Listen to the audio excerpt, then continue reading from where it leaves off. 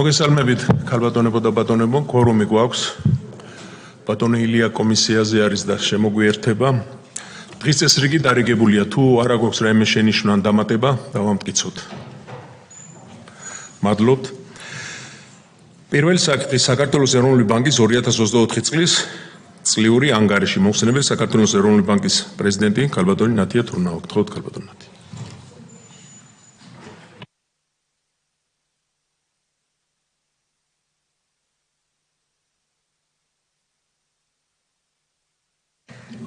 მოგესალმებით, ქალბატონებო და ბატონებო, ძვირფასო პარლამენტის წევრებო, კომიტეტის თავმჯდომარეს მივესალმები. დღეს წარმოგიდგენთ ჩვენს წლიურ ანგარიშს 2024 წელს საქართველოს ეროვნული ბანკის მიერ გაწეულ სამუშაოსთან დაკავშირებით. თავიდანვე მოგახსენებთ, რომ ცოტა ვრცელი მოხსენება გამოგვივიდა, შევეცდები, რომ მაქსიმალურად შევამოკლო, მაგრამ ვინაიდან ეროვნული ბანკის ფუნქციები წლიდან წლამდე ფართოვდება, რასაკვირველია ჩვენი მთავარი მანდატი იყო და ყოველთვის დარჩება ფასების სტაბილურობა და ასევე ფინანსური სტაბილურობის შენარჩუნება, მაგრამ ბევრი სხვადასხვა მიმართულება არის ჩვენს კომპეტენციაში შემოსული, ვითარდება და არ მინდა რომ ყურადღების გარეშე დავტოვო რომელიმე, ამიტომ ცოტა უფრო ვრცელი მოხსენებით წავდგები დღეს.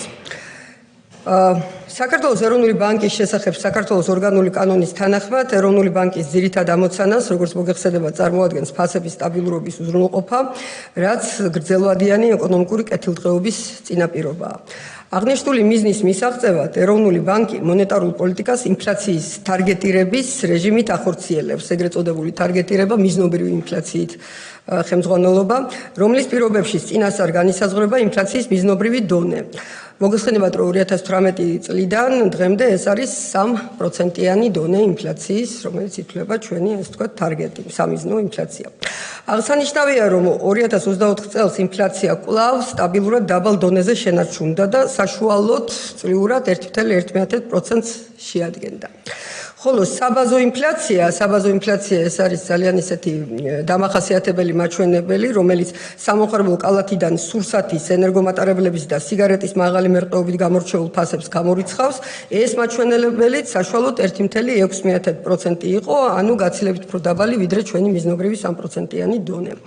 დაბალ ინფლაციური გარემო ძირითადად შიდა ეკონომიკური ფაქტორებიდან მომდინარეობდა.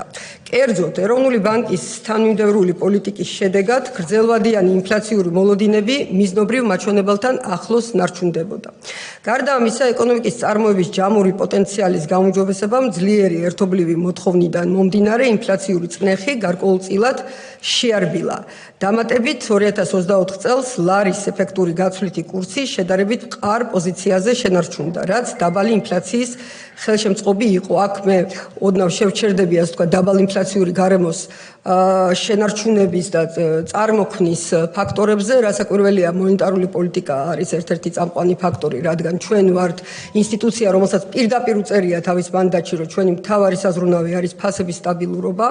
თუმცა აქვე მინდა ვთქვა, რომ სხვა მიმართულებებით ჩვენი ეკონომიკური პოლიტიკა, მათ შორის ფისკალური პოლიტიკა, კონსოლიდაცია ფისკალური, დაბალი დეფიციტზე ორიენტაცია, ამანაც სერიოზულად შეუწყო ხელი. რაც შეეხება სხვა მიმართულებით ეკონომიკურ პოლიტიკას, მნიშვნელოვანი იყო ინოვაციური, ანუ ჩვენ ამას ვეძახით მაღალი შრომის პროდუქტიულობით გამორჩეული სექტორების განვითარების ხელშეწყობა, როგორიც არის IT ინდუსტრია, ინოვაციები, ლოგისტიკა და ტრანსპორტირება, მშენებლობა და ამ თვალსაზრისით, მიუხედავად იმისა, რომ ეკონომიკური ზრდა გამორჩეულად მაღალი იყო, თითქმის ორნიშნა ზრდა გვაქვს ჩვენ ბოლო რამოდენიმე წელიწადში, ამან არ წარმოქმნა დამატებითი წნეხი ფასებთან მიმართებაში და ჩვენ ვართ ერთ-ერთი გამორჩეული ქვეყანა ამ თვალსაზრისით, არც თუ ისე ბევრია ასეთი ქვეყნის მაგალითი, სადაც მაღალია ეკონომიკური ზრდა, მაგრამ მიუხედავად ამ ფაქტორისა, ინფლაციური გარემო სტაბილურია და ფასების დონე ინფლაცია არის დაბალი. ამიტომ მე მინდა ვთქვა, რომ ეს იყო, რა თქმა უნდა, ეკონომიკური პოლიტიკის სხვადასხვა მიმართულების ერთობლიობა, თუმცა ჩვენ მონეტარული პოლიტიკა მისმა, ასე ვთქვათ, მისი ეფექტურობა გამოკვეთილად დაადასტურა დაბალმა ინფლაციამ, რომელიც ფიქსირდებოდა 2024 წელს და დღემდეც ვინარჩუნებთ ჩვენ ინფლაციას ან მიზნობრივზე დაბალს, ან მიზნობრივთან ახლოს. ინფლაციური მოლოდინების დასტაბილურობის კვალდაკვალ სებმა მონეტარული პოლიტიკის ნორმალიზაცია დაიწყო და განაკვეთი 2024 წლის პირველ ნახევარში 1.5% პუნქტით 8%-მდე შემცირდა. მოგეხსენებათ, რომ 23-ში მაქსიმუმს მიაღწია COVID პანდემიის პირობებში 11% იყო. ჩვენ შევძელით ინფლაციის მოთოკვის კვალდაკვალ დაგვეწყო მონეტარული პოლიტიკის განაკვეთის შემცირება, აქედან 24 წელი იყო გამორჩეული და მთელი 1.5% პუნქტით შევამცირეთ. თუმცა წლის მეორე ნახევრიდან გლობალურად გაზრდილი რისკების ფონზე ეროვნულმა ბანკმა ფრთხილი მიდგომა აერჩია, რაც გასაგებიც არის და მონეტარული პოლიტიკის განაკვეთი უცვლელად შეინარჩუნა. სხვა შორის გლობალური რისკების მომატება, რომელიც სხვადასხვა ქვეყნის ეგრეთ წოდებულ რისკ პრემიაში აისახება, ყოველთვის არის მნიშვნელოვანი ყურადღება მისაქცევი ფაქტორი და ამიტომ ჩვენს შედარებით ფრთხილ პოლიტიკას ვირშევთ ამ თვალსაზრისით, თუმცა ყოველთვის ვამბობთ, რომ თუ კი დავინახავთ წინა პირობებს, რომ კვლავაც გავაგრძელოთ მონეტარული პოლიტიკის განაკვეთის შემცირება, ჩვენ ამას გავაკეთებთ. მონეტარული პოლიტიკის ნორმალიზაციის ფონზე საკრედიტო აქტივობა დაჩქარდა, რაც ერთობლივ მოთხოვნას ასტიმულირებდა. აღსანიშნავია, რომ ძლიერ მოთხოვნასთან ერთად ეკონომიკის ჯამური წარმოების პოტენციალის გაუმჯობესებაც მაღალ ეკონომიკურ ზრდას განაპირობებდა, რაც აღვნიშნა და შედეგად 24 წელს რეალური მთლიანი შიდა პროდუქტის ზრდამ 9.4% შეადგინა. შიდა ფაქტორებთან ერთად საგარეო მოთხოვნაც გარკვეულწილად დადებითად ისახებოდა ეკონომიკურ აქტივობაზე. ეს ნიშნავს იმას, რომ ექსპორტი იყო, ასე ვთქვათ, ზარდი. მაგალითად, ბოლო წლებში საქართველოს როგორც შუადერეფნის როლი გაიზარდა, რამაც გააქტიურა საერთაშორისო სატრანსპორტო გადაზიდვები და ტრანსპორტირების სექტორს კიდევ უფრო მეტი მნიშვნელობა შეძინა. 20 წელს კი ტრანსპორტირებიდან მიღებული შემოსავლების მთლიან შიდა პროდუქტთან ფარდობამ 5.1% შეადგინა.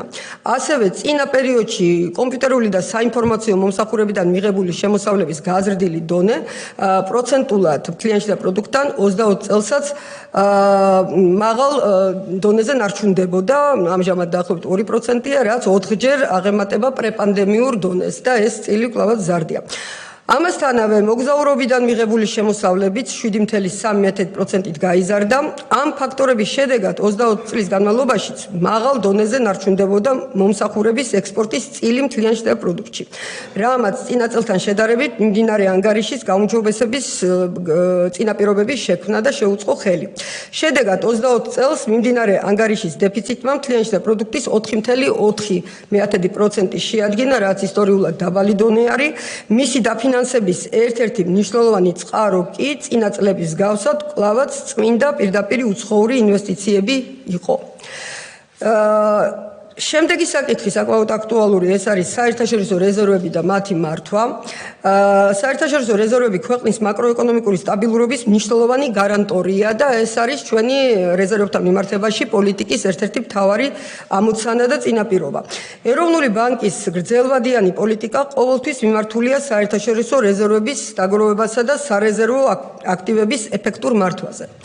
2024 წლის დეკემბრის მდგომარეობით საქართველოს საერთაშორისო სავალუტო რეზერვები 4.4 მილიარდ აშშ დოლარი იყო. 2024 წლის დასაწყისში ბაზარზე არსებული ხელსაყრელი პირობებიდან გამომდინარე, სავალუტო ინტერვენციების გზით საერთაშორისო რეზერვების შევსება ხორციელდებოდა. მთელი პირველი ნახევარი პრაქტიკულად ჩვენ მაქსიმალურად ვცდილობდით რეზერვების შევსებას. წლის მეორე ნახევარში მაკროეკონომიკური ფუნდამენტური ფაქტორები, რაც გაცვლით კურს აყალიბებს, კვლავაც ძლიერი და პოზიტიური იყო, თუმცა გაურკვევლობის ფონზე, გარკვეული ტურბულენტობის ფონზე, სავალუტო ბაზარზე ფუნდამენტური ფაქტორებისგან განსხვავებული მოლოდინები ჩამოყალიბდა და ჭარბი მერყეობა წარმოიქმნა. ანუ ეს იყო სრულიად ბაზრის მონაწილეების აღქმების დონეზე, მაგრამ ამან წარმოქმნა ჭარბი მერყეობა და ლარის ყისიერი გაუფასურების რისკი, რომელიც არ მომდინარეობდა მაკროეკონომიკური ფაქტორების გაუარესებისგან, პირიქით, მაკროეკონომიკური ფაქტორები იყო ძალიან მყარი და დადებითი. შედეგად მოხერხდა, ესე იგი, და წარმოიქმნა ამ ჭარბმა მერყეობამ ეროვნული ბანკის ჩარევა, კერძოდ აშშ დოლარის ლიკვიდობის ბაზრისთვის მიწოდება და ამის აუცილებლობა განაპირობა.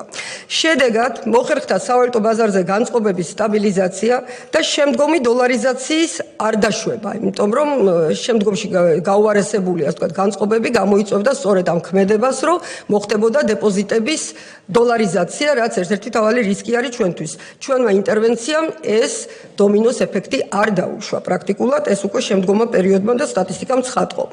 ამასთან, როგორც ვარაუდობდით კიდევაც, ამ ნეგატიურ ფაქტორებს გაცვლით კურსზე მხოლოდ მოკლევადიანი გავლენა ჰქონდა და წლის ბოლოს ეროვნულმა ბანკმა რეზერვების შევსება კვლავ განაახლა.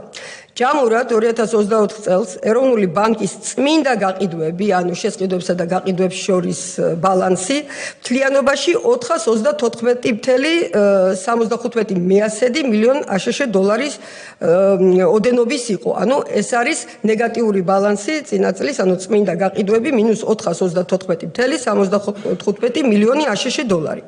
ეხლა მნიშვნელოვანია რა მდგომარეობა გვაქვს ჩვენ წელს. ეს 24 წლის ანგარიშის პირდაპირ ასე არ ეხება, მაგრამ ყველასთვის ალბათ აქტუალური საკითხია. მიმდინარე წელს ბაზრის ხელსაყრელი პირობებიდან გამომდინარე, მათ შორის ჩვენ ხედავთ, რომ ლარის კურსიც ყარდება და ეს გვაძლევს ჩვენ ამის საშუალებას, სები რეზერვების შევსებას განაგრძობს საკმაოდ აქტიური ტემპებით. აღსანიშნავია, რომ შესყიდვები აქტიურად ხორციელდება და თქვენ იცით, რომ სტატისტიკას ჩვენ ეტაპობრივად ყოველთვიურად ვაქვეყნებთ.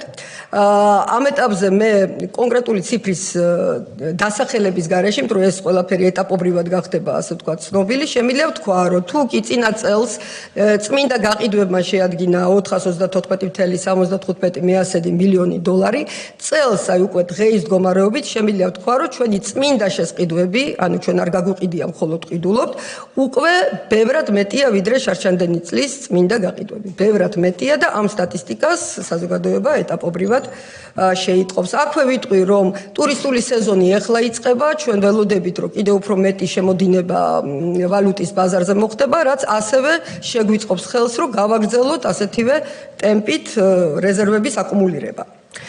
ამასთანავე, რომ დავუბრუნდეთ გასული წლის დინამიკას, 24 წლის დეკემბრიდან კომერციული ბანკების მიერ მოზიდული უცხოური ვალუტის ვალდებულებებზე დასაცავი სარეზერვო ნორმის ზედაზღვარი 5% პუნქტით გაიზარდა, რამაც წლის ბოლოს რეზერვებზე ზრდის მიმართულებით იმოქმედა. ეს ბერკეტიც გამოვიყენეთ, რომ რეზერვების ზრდისთვის შეგვეწყო ხელი.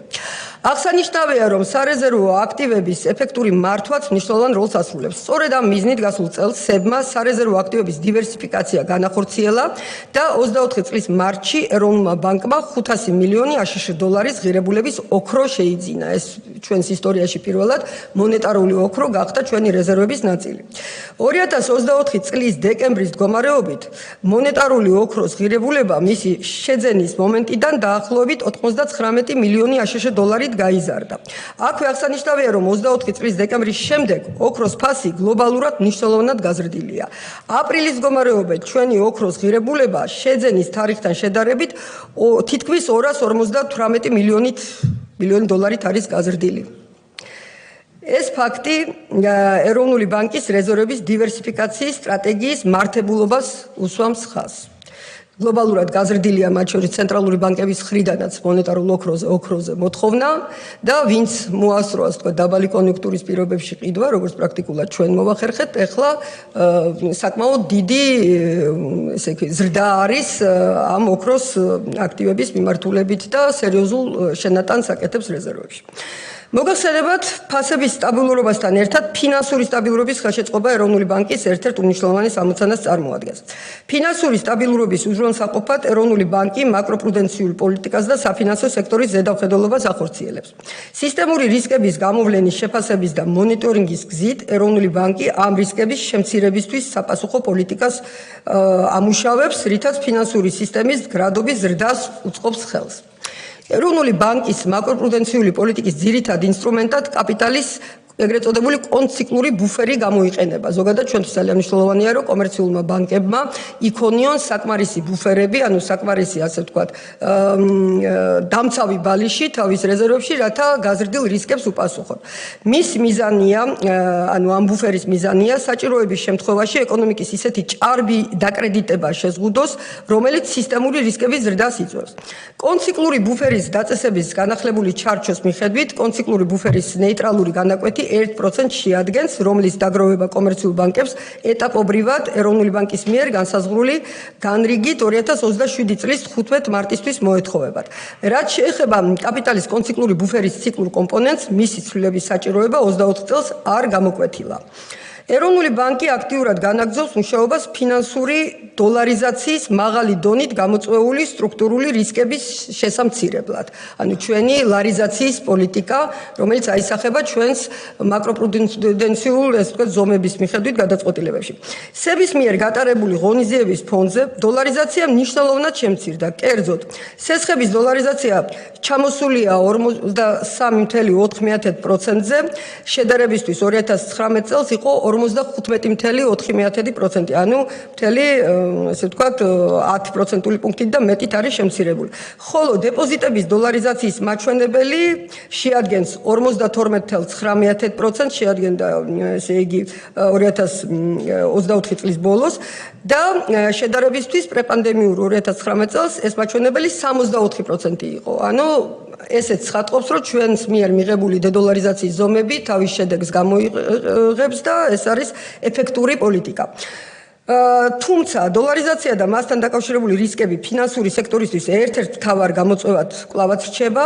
აღნიშნული რისკების შერბილების მიზნით 24 წელს ეროვნულმა ბანკმა დედოლარიზაციის გრძელვადიანი გეგმის განხორციელება განაგრძო. კერძოდ არაჰეჯირებული, ანუ სავალუტო რისკების მიმართ დაუცველი, რომ ვთქვათ, უცხოური ვალუტის სესხების ლიმიტი ეტაპობრივად გავზარდეთ 500,000 ლარამდე. ჩვენი ამოცანა არის, რომ სესხებლები, იქნება ეს იურიდიული პირები თუ ფიზიკური პირები, დავიცვათ სავალუტო კურსის რყევის რისკთან მიმართებაში და მთავარი პრინციპი ჰეჯირების არის ის, რომ თუ რა ვალუტაშიც აქვთ მათ შემოსავლები, ვალდებულებებიც უპირატესად იმ ვალუტაში იქონიონ, რათა მათზე ამ მერყეობამ გავლენა არ იქონიოს. არ გაუარესოს ფინანსური მდგომარეობა და მეტი წნეხი არ წარმოქმნას. შედეგად ჩვენი პოლიტიკის იპოთეკური სესხების დაახლოებით 90%, ხოლო სამოხარებლო და მიკრობიზნეს სესხების 100% არის ჰეჯირებული, ანუ სრულად დაცული სავალუტო რისკებთან მიმართებაში. ჩვენ ვაგრძელებთ კვლავაც ამ მიმართულებით მუშაობას. გასული წლების მსგავსად 24 წელსაც ეროვნულმა ბანკმა 23-25 წლების საზედამხედველო სტრატეგიის 24 წლის გამოცემა გამოაქვეყნა. ეს ცოცხალი დოკუმენტია, ყოველ წელს შეგვა გარკვეული შესწორებები. 24 წელს დამტკიცდა ქართულ ბანკებში სისტემურობის განსაზღვრის წესის განახლებული დებულებაც. დებულების განახლების მიზანი იყო სისტემურობის განსაზღვრის მიდგომების მეტად დაახლოება ევროპის საბანკო ასოციაციის მიდგომებთან და ამასთანავე ქართულ საბანკო სივრცეში არსებული გამოწვევების უკეთ ასახვა. აქ საუბარია იმაზე, რომ ჩვენ გაგვაჩნია სისტემური ბანკები, დღეს მონაცემებით 3 სისტემური ბანკი ესეთი, რომლის მიმართაც კიდევ უფრო მეტი მოთხოვნები გვაქვს ჩვენ კაპიტალთან მიმართებაში, კაპიტალის დაგროვების და ბუფერების ქონის მიმართებაში და ეს დებულება ჩვენ დავამტკიცეთ. ასევე შემოღებული იქნა სისტემურობის მაქსიმალური ბუფერის ლიმიტი 5%-ის ოდენობით.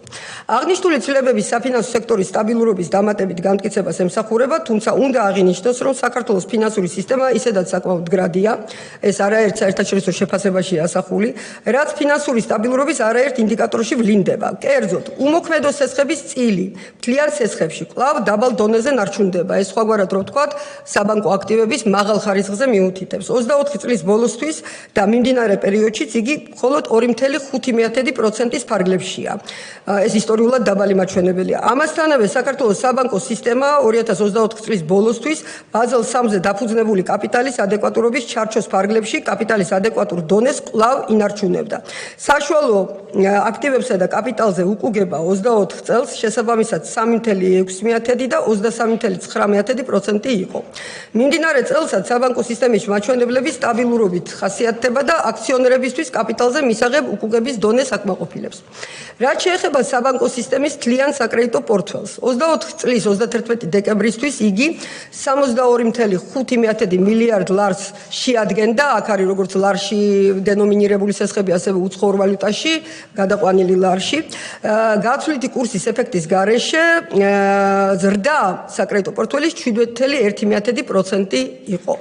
ამავდროულად 24 წლის განმავლობაში ლიკვიდური აქტივების მოცულობა მთლიან აქტივებთან მიმართებაში წინა წელთან შედარებით სტატუს quo-ს ინარჩუნებს და ბანკები ადეკვატური ლიკვიდობის ბუფერებით ოპერირებენ. ლიკვიდური აქტივები მთლიანი აქტივების დაახლოებით 19%-ს და არასაბანკო დეპოზიტების 30.4%-ს აღწევს. მაღალ დონეზე ნარჩუნდებოდა ლიკვიდობის გადაფარვის კოეფიციენტი და წმინდა სტაბილური დაფინანსების კოეფიციენტი, რომელთათვისაც მინიმალური მოთხოვნა 100% შეადგენს, თუმცა ბანკების კოეფიციენტები წლის ბოლოს მდგომარეობით შესაბამისად 131 და 128%-ს აღწევს. ლიკვიდურობა არის სხვა ძალიან მნიშვნელოვანი ინდიკატორი საბანკო სისტემის გრადობის და საფინანსო სტაბილურობის. ეს არის ბანკების უნარი საჭიროების შემთხვევაში ლიკვიდური აქტივები, ანუ ესე იგივე ლარი ან უცხოური ვალუტა გააჩინონ სისტემაში, რათა უპასუხონ ნებისმიერ გაზრდილ მოთხოვნას და რისკს. ჩვენ შემთხვევაში თქვენ ხედავთ, რომ სავალდებულო 100%-ზე ბევრად მეტი არის ლიკვიდური აქტივი სისტემაში, რაც მის მდგრადობას ნებისმიერ პოტენციური შოკის მიმართ განაპირობებს. საბანკო სექტორში კონკურენციის და ინოვაციების განვითარებას და ფინანსებზე მეტი ხელმისაწვდომობის უზრუნველყოფას ემსახურება ახალი სუბიექტების ლიცენზირება.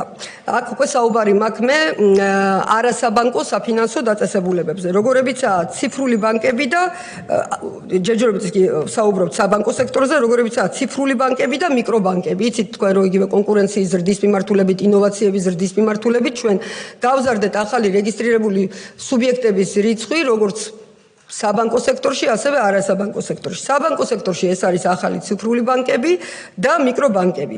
SEBI 24 წელს აქტიურად აგრძელებდა მუშაობას აღნიშნული მიმართულებით, კერძოდ გაიცა საქართველოში პირველი მიკრობანკის ლიცენზია, ხოლო 25 წელს მას მეორე ასეთი მიკრობანკის ლიცენზიაც დაემატა, რაც განსაკუთრებით მნიშვნელოვანია მცირე და საშუალო ბიზნესისთვის ახალი დაკრედიტების წყაროების გაჩენის თვალსაზრისით. ანუ სისტემაში ახლა ორი ახალი ბანკი, მიკრობანკი ყავს, რაც არის პარლამენტის მიერ დამტკიცებული კანონის შესაბამისად და საკმაოდ სკრუპულოზური მუშაობის შედეგი, რადგან პირველად გაიცემოდა ისტორიაში ასეთი ლიცენზია. ეს არის გზა მსხვილი და შედარებით სტაბილური მიკროსაფინანსო ორგანიზაციებისთვის გადავიდნენ უფრო ახალ დონეზე, დაექვემდებარებონ უფრო მკაცრო რეგულირებას, მაგრამ ამავდროულად მიიღონ ასევე დეპოზიტები და გასცენ მეტი სესხები, განსაკუთრებით ცირო და მიკრობიზნესზე. ასევე ბაზარზე ამჟამად ოპერირებს 3 ციფრული ბანკი. ინტერესი ამ ტიპის ლიცენზიის მიმართ მზარდია და მთელი 24 წლის განმავლობაში, ისევე როგორც მიმდინარე წელს, გრძელდება მუშაობა რამდენიმე ახალ განაცხადზე. იმ 3 ბანკის გარდა, რაც ჩვენ გაგვაჩნია, ჩვენ ვიხილავთ ახალ განაცხადებს და თუ კი რომელიმე მათგანი დააკმაყოფილებს ჩვენს მოთხოვნებს, რიცხვი მათი გაიზრდება. აღსანიშნავია, რომ 24 წლის განმავლობაში ეროვნულმა ბანკმა აქტიური ნაბიჯები გადადგა ფასიანი ქაღალდების ბაზრის განვითარების და მისი გამჭვირვალობის გაძლიერების მიმართულებითაც. ფასიანი ქაღალდების ბაზარი მოგეხსენებათ დაფინანსების ალტერნატიული პლატფორმა არის და უფრო მეტ დივერსიფიკაციას უზრუნველყოფს ფინანსებზე ხელმისაწვდომობის თვალსაზრისით. განხორციელდა საზედავხედველო და რეგულატორული ღონისძიებები, რომლებიც მიზნად ისახავდა ბაზრის სტაბილურობის უზრუნველყოფას, ინვესტორთან დობის გაძლიერებას და ფინანსური სისტემის მდგრადი განვითარების ხელშეწყობას. 24 წელს საერთაშორისო ფინანსური ინსტიტუტებისა და ადგილობრივი კორპორაციების მიერ საქართველოში გამოშვებული ობლიგაციების მოცულობა კვლავაც გაიზარდა. კერძოდ, წინა წელთან შედარებით ბაზრის 29.7%-ით გაიზარდა და წლის ბოლოს 5 მილიარდი 474 მილიონი ლარს მიაღწია. აღსანიშნავია, რომ საერთაშორისო საფინანსო ინსტიტუტების მიერ გამოშვებული ლარით დენომინირებული ობლიგაციების ნაშთი 24 წელს 39.2%-ით გაიზარდა, რაც შეეხება კორპორაციული ობლიგაციების ბაზრის სეგმენტს, რომელიც მოიცავს როგორც საჯარო, ისე კერძო განთავსებებს, წლიურმა ზრდის ტემპმა 18.1%-ი შეადგინა. შედეგად 24 წლის ბოლოს კორპორაციული ობლიგაციების ბაზრის ზომამ 2 მილიარდ 254 მილიონი ლარს მიაღწია. საშუალოდ ბოლო 5 წელიწადში კორპორატიული ობლიგაციების ბაზრის ზრდის ტემპმა 24.7%-ს მიაღწია. მნიშვნელოვანი ზრდა დაფიქსირდა აგრეთვე ადგილობრივი საინვესტიციო ფონდების ბაზარზეც, ეს შედარებით ახალი მიმართულებაა ჩვენი კაპიტალის ბაზრისთვის. კერძოდ ჩარშან საინვესტიციო ფონდების აქტივების მოცულობა 129 მილიონი ლარიდან 204 მილიონ ლარამდე გაიზარდა, ანუ თითქმის გაორმაგდა. აღსანიშნავია, რომ მნიშვნელოვნად გაიზარდა საბროკერო კომპანიების კლიენტების ფასიანი ქაღალდების ანგარიშებზე რიცხული ფასიანი ქაღალდების ჯამური ღირებულებაც, კერძოდ 24 წლის ბოლოს იგი 12.1 მილიარდ ლარს შეადგენდა და 23 წელთან შედარებით 59%-ით გაიზარდა. 24 წელს პოზიტიური ცვლილებებს ჰქონდა ადგილი, როგორც თქვენ კარგად მოგეხსენებათ, საპენსიო ფონდთან დაკავშირებითაც, ცვლილებები განხორციელდა დაგროვებითი პენსიის შესახებ საქართველოს კანონში, რაც ეხებოდა საპენსიო სააგენტოს ახალი მართლობითი სისტემის ჩამოყალიბებას და ეფექტური ზედამხედველობის მოდელის შემუშავებას. ცვლილებები მათ შორის მოიცავს საპენსიო ფონდის მართვაში პროფესიონალური კომპონენტის გაძლიერებას. ცვლილებების მიხედვით მნიშვნელოვნად გაიზარდა ეროვნული ბანკის საზედამხედველო მანდატი და როლი და იგივე უკვე მოიცავს როგორც საპენსიო ფონდის საინვესტიციო, ასევე ამ ეტაპზე უკვე ადმინისტრაციულ, საოპერაციო და სხვა ფუნქციების ზედამხედველობას. ჩვენ მომზადებულები ვხვდებით ამ ცვლილებას, ყველა საჭირო ნორმატიული აქტი ჩვენი მხრიდან არის შემუშავებული. გადავდივარ არასაბანკო საფინანსო ბაზარზე, მნიშვნელოვანია, სხვა შორის მე მგონი აქამდე ამდენი ადგილი არ ეთმობოდა ჩვენს წლიურ ანგარიშებში ამ სფეროს, რადგან ბოლო წელს, განსაკუთრებით 24 წელს დამატებითი ბიძგი მიეცა ამ სფეროს განვითარებას, რაც ძალიან კარგია კონკურენციის თვალსაზრისით, იმიტომ რომ თუნდაც საგადახდო სფეროში ჩნდება ბანკების ალტერნატიული შედარებით ხელმისაწვდომი ინსტრუმენტები და ჩვენ ზედავხედველობთ ამ სფეროს. საკმაოდ დინამიურად ვითარდებოდა არასაბანკო საფინანსო მომსახურების სექტორი. ამჟამად მოქმედებს 24 ვირტუალური აქტივების სერვისის პროვაიდერი, რომელიც ერთ-ერთი, ასე ვთქვათ, მონაწილეა ამ ბაზრის, ანუ ის კომპანიები, ვინც ახორციელებს კრიპტო აქტივებთან დაკავშირებულ ნებადართულ ოპერაციებს. აქედან 19 სუბიექტის რეგისტრაცია სწორედ 24 წელს მოხდა, მოგეხსენებათ 23-ში ამოქმედდა კანონში ცვლილებები, ხდებოდა მომზადება და 24-ში დაიწყო უკვე აქტიური რეგისტრაცია, საკმაოდ კაცრი პირობებით. ასევე ფართოვდება საგადახდო მომსახურების სერვისების ბაზარი. აქ მოქმედია დღეს 59 სუბიექტი, საიდან 3 ახალი სუბიექტი 24 წელს დარეგისტრირდა. საქართველოს ეროვნული ბანკის მიერ არასაბანკო საფინანსო სექტორის რეგულირების და ზედამხედველობის კუთხით გატარებულმა დროულმა და ზომიერმა რეფორმებმა უზრუნველყო ამ სექტორის სტაბილური განვითარება. აქ ძალიან მნიშვნელოვანია, რომ ზომიერება იყოს დაცული და საკმაოდ კაცრი მიდგომები, ეს არის გლობალური მიდგომა ამ ტიპის კომპანიების მიმართ, რადგან შედარებით, ასე ვთქვათ, განსხვავებული რისკებია საბანკო სექტორთან თუ შევადარებთ. საგადახდო მომსახურების პროვაიდერების ზედამხედველობის კუთხით სტრატეგიულ პრიორიტეტებს წარმოადგენს საგადახდო მომსახურების პროვაიდერების პრუდენციული ზედამხედველობის გაძლიერება, სექტორში კონკურენციის ხელშეწყობა, რისკების მართვის ჩარჩოს გაუმჯობესება, გადახდების სფეროში ფინანსური ინოვაციების წახალისება. ამ კუთხით საქართველოს ეროვნული ბანკი ასევე აკვირდება და სწავლობს საერთაშორისო პრაქტიკას და ტენდენციებს, როგორიც არის მაგალითად 24 წელს ევროკავშირში დაანონსებული ახალი საგადახდო მომსახურების დირექტივის PSD3-ის პროექტი. ახალი რეგულაცია პოტენციურად ქმნის ახალ სტანდარტს გლობალური ფინანსური რეგულირებისათვის, რაც ინდუსტრიის და მომხმარებლებს საშუალებას მისცემს ისარგებლონ უფრო უსაფრთხო, გამჭვირვალე და ინოვაციური ფინანსური სერვისები. ეხლა რაც შეეხება ვასპებს, ვირტუალური აქტივების მომსახურების პროვაიდერებს, ვინც კრიპტო აქტივებთან ოპერირებს, ბაზარი წარმოადგენს ახალ საზედამხედველო სექტორს, როგორც საქართველოში, ასევე მთელ მსოფლიოში, საერთო გამოწვევებია.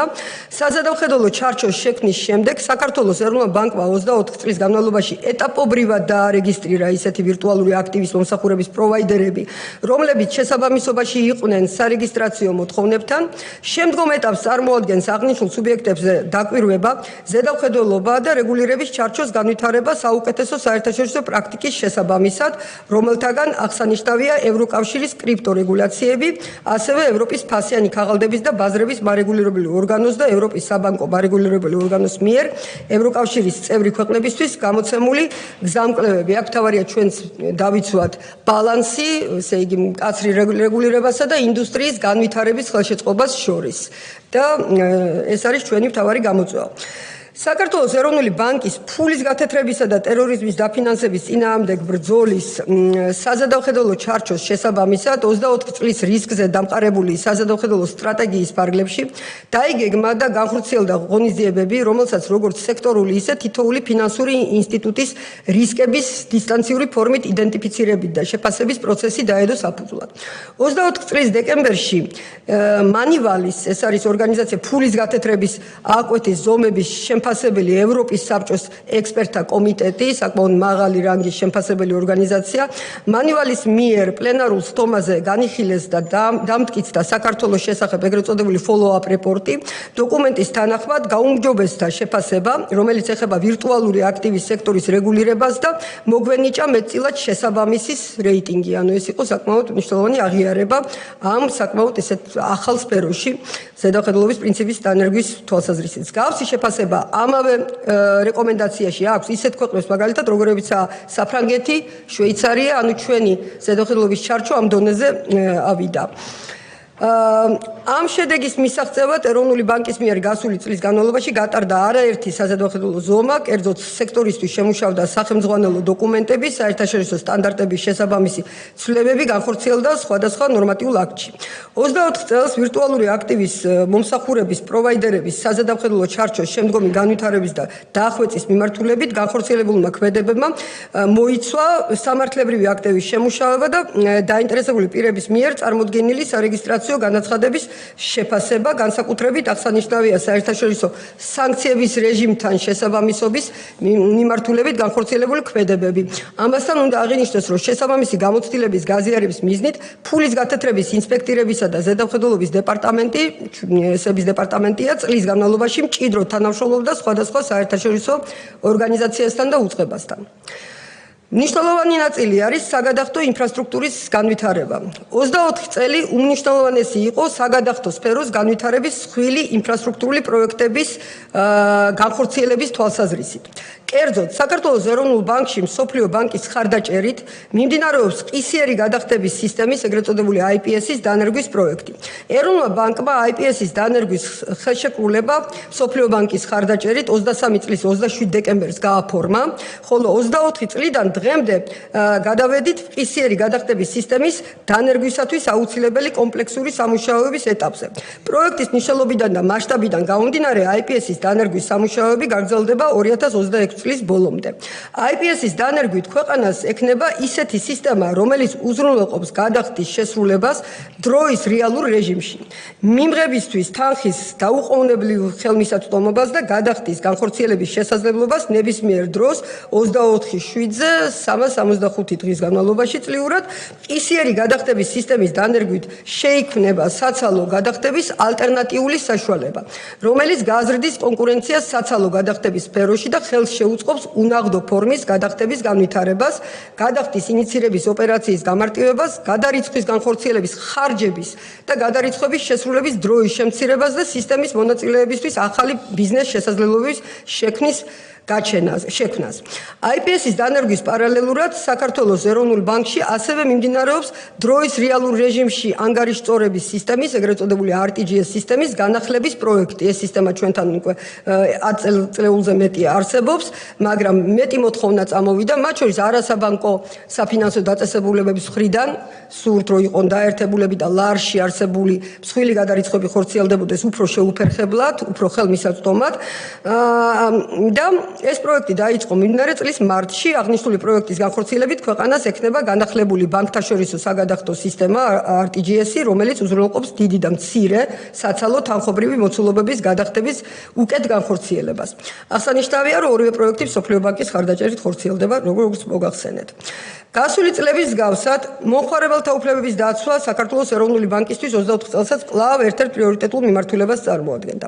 ამ კუთხით წლის განმავლობაში დაიხვეწა არსებული საკანონმდებლო ჩარჩო, კერძოდ მნიშვნელოვანი ცვლილებები განხორციელდა ფინანსური ორგანიზაციების მიერ მომსახურების გაწევისას მომხმარებელთა უფლებების დაცვის წესში, ხოლო სექტორში საუკეთესო საერთაშორისო პრაქტიკის დანერგვის მიზნით მიმდინარეობს ფინანსურ სექტორთან შესაბამისი კონსულტაციები და სამუშაოები. ამასთან წლის განმავლობაში უფრო მეტად გაძლიერდა საბაზრო ქცევის ზედამხედველობის მიმართულება. დამატებით კონკურენციის ხელშეწყობის და გაძლიერების მიზნით დაიწყო მსოფლიო ბანკის შესაბამის ტექნიკური მხარდაჭერის პროექტი. გვეხმარებიან კონკურენციის გაძლიერებას, რახან იცით, რომ ჩვენი საბანკო სისტემა არის მეტად კონცენტრირებული და ამ პროექტის შედეგად და ჩვენ მიმდინარე წელს გეგმავთ ამ პროექტის დასრულებას, შესაბამისი რეკომენდაციები შემუშავდება თუ როგორ გავაძლიეროთ კონკურენცია საფინანსო სექტორში. ასევე შეგახსენებთ, რომ ჩვენ 24 წლის განმავლობაში შევიმუშავეთ და ამოქმედა 25 წელს 1 მაისიდან, მაგალითად ისეთი ზომა მომხმარებელთა ინტერესების უფლებების დაცვის, როგორიც არის წინსწრების საკომისიო შემცირება. ჩვენ კანონმდებლობის თანახმად ვარეგულირებთ ზედაჭერს წინსწრების საკომისიოს, ან როდესაც ხდება გადაფარვა ერთ ბანკში ვალდებულების და სხვა ბანკში თუ არის სურვილი გადმოტანა, აქამდე ეს იყო 2%, ჩვენ 4-ჯერ შევამცირეთ, 0.5% გახდა ფიზიკური პირებისთვის და იმ იურიდიული პირებისთვის, ვისი ჯამური ვალდებულების ოდენობა 2 მილიონ ლარს არ აღემატება. ჩვენ ვაგრძელებთ მუშაობას ამ თვალსაზრისით. ესეც მნიშვნელოვანი ზომაა როგორც კონკურენციის ხელშეწყობის, ასევე მომხმარებელთა უფლებების დაცვის თვალსაზრისით. აღსანიშნავია, რომ 24 წელს საქართველოს ეროვნული ბანკი აქტიურად განაგრძობდა მდგრადი დაფინანსების ზამკვლევით განსაზღვრული ღონისძიებების განხორციელებას. მნიშვნელოვანი ეტაპი წეული იქნა 24 წლის აპრილში, როდესაც ეროვნულმა ბანკმა მდგრადი საბანკო და საფინანსო ქსელის SBFN-ის შეფასების 6 საფეხურიან სისტემაში დაწინაურების საფეხურიდან გაძლიერების საფეხურზე გადაინაცვლა. ეს მაღალი შეფასებაა. აღნიშნული დაწინაურება ეროვნული ბანკის მიერ მდგრადი დაფინანსების ჩარჩოს განვითარების მიმართულებით გადადგმული ნაბიჯების შედეგია. ეხლა მნიშვნელოვანი მიმართულება, რაც შეეხება ფინტეკის განვითარებას, აქ ბევრი რამ გაკეთდა, მე მხოლოდ რამოდენიმე რამეზე გავამახვილებ თქვენს ყურადღებას. საქართველოს ეროვნული ბანკისთვის უმნიშვნელოვანესია კონკურენციისა და ინოვაციების ზრდა ფინანსურ სექტორში, რაც ფინანსებზე ხელმისაწვდომობის გაუმჯობესების ერთ-ერთი საკვანძო წინაპირობაა. ამ ბიზნეს მისაღწევად სოფლიო ბანკთან მჭიდრო თანამშრომლობით 23 წელს დავიწყეთ მუშაობა ფინტეკ სტრატეგიის შემუშავებაზე. სტრატეგიის სამუშაო ვერსია გამოქვეყნდა უკვე 24 წლის 4 ნოემბერს საჯარო კონსულტაციებისთვის და დიდი ინტერესი და მხარდაჭერა დაიმსახურა როგორც ადგილობრივი, ისე საერთაშორისო ჩართული მხარეების მხრიდან. შემოსული კომენტარების გათვალისწინებით სტრატეგიამ საბოლოო სახე მიიღო და მისი ოფიციალური წარდგენა გაიმართება 24 წლის ივნისში. ფინტეკ ეკოსისტემის განვითარების ერთ-ერთი ძირითადი საფუძველი არის შესაბამისი ფინანსური ინფრასტრუქტურის არსებობა. განსაკუთრებით კი ღია ბანკინგის მოდელი, რომელიც სულ უფრო მეტ ინტერესს იპყრობს და სხვა შორის მინდა ვთქვა, რომ ამ თვალსაზრისით ჩვენ ბევრ ევროპულ სახელმწიფოს წინ უსწრებთ. ამ მიმართულებით საქართველოს ეროვნულ ბანკმა ჯერ კიდევ 21 წლიდან დაიწყო აქტიური ნაბიჯების გადადგმა საბანკო ასოციაციასთან ერთად, რომელიც პასუხისმგებელია ტექნიკურ სტანდარტებზე. ჩვენი ტექნიკური სტანდარტი თავის მხრივ ეყრდნობა ბერლინ ჯგუფის სტანდარტს, რომელიც ყველაზე მეტად გავრცელებულია ევროპაში. 24 წელს მივიღეთ პირველი განაცხადები არასაბანკო ფინანსური ინსტიტუტებისაგან, რომელთაც სურთ ჩართვა ღია ბანკინგის სისტემაში. 24 წლის მანძილზე ჯამში 9 არასაბანკო ინსტიტუტმა გამოხატა ღია ბანკინგში ჩართვის სურვილი, ამჟამად 4 არის უკვე ჩართული და ჩვენ განვაგრძობთ მუშაობას სხვა ახალ განაცხადებებზე. აღსანიშნავია, რომ ღია ბანკინგის სერვისების გამოყენების სტატისტიკა მზარდ დინამიკას აჩვენებს, რაც ადასტურებს აღნიშნული მოდელის მნიშვნელობას როგორც მომხმარებლებისთვის, ასევე ფინტეკ სექტორისთვის. მარტივად რო ვთქვათ, ღია ბანკინგში უფრო მეტი ჩართვა, მათ შორის არასაბანკო იურიდიული პირების მხრიდან უზრუნველყოფს მეტ დივერსიფიკაციას, მეტ კონკურენციას, მათ შორის საგადახდო სფეროში, ისევ და ისევ საბოლოო ჯამში ეს ფასების შემცირებას იწვევს და უფრო მეტ ხელმისაწვდომობას ამ სექტორის. ასევე ხელს უწყობს სხვადასხვა ახალ ინოვაციის განვითარებას ამ პლატფორმის ირგვლივ. ამ დროისთვის 7 ბანკი იღებს სხვადასხვა სერვისებში მონაწილეობას ღია, ესე იგი, ბანკინგის პლატფორმით. ეს არის ანგარიშების გაზიარება, გადახდის ინიცირება და თვიდან თვემდე ეს სტატისტიკა არის ზარდი. ასევე თუ ვიტყვით, რამდენი არის უკვე, ასე ვთქვათ, მონაწილეების რაოდენობა, გამოყენების სტატისტიკა უფრო სწორედ და ეს ადასტურებს, რომ მოსახლეობისთვისაც ეს უფრო საინტერესო ხდება. 24 წლის აპრილის მდგომარეობით 13,000-ზე მეტი გამოყენება ხდება ეგრეთ წოდებული ონბორდინგის სერვისის და გადახდის ინიცირების 11,000-ზე მეტი და ეს სტატისტიკა კვლავაც მზარდია. და ბოლოს მინდა ჩემი მოხსენება დავასრულო საერთაშორისო თანამშრომლობის ბლოკით, რომელიც ძალიან გავაძლიერეთ 24-ში და ასევე ვაგრძელებთ 25-შიც. 24 წელს გავაფართოვეთ საერთაშორისო თანამშრომლობა როგორც ფართო რეგიონის, ისე ორმხრივ ფორმატში. კერძოდ 24 წელს გრძელდებოდა თანამშრომლობა ევროკავშირის ინსტიტუტებთან და დაიწყო აქტიური თანამშრომლობა ევროპის ცენტრალური ბანკების სისტემასთან.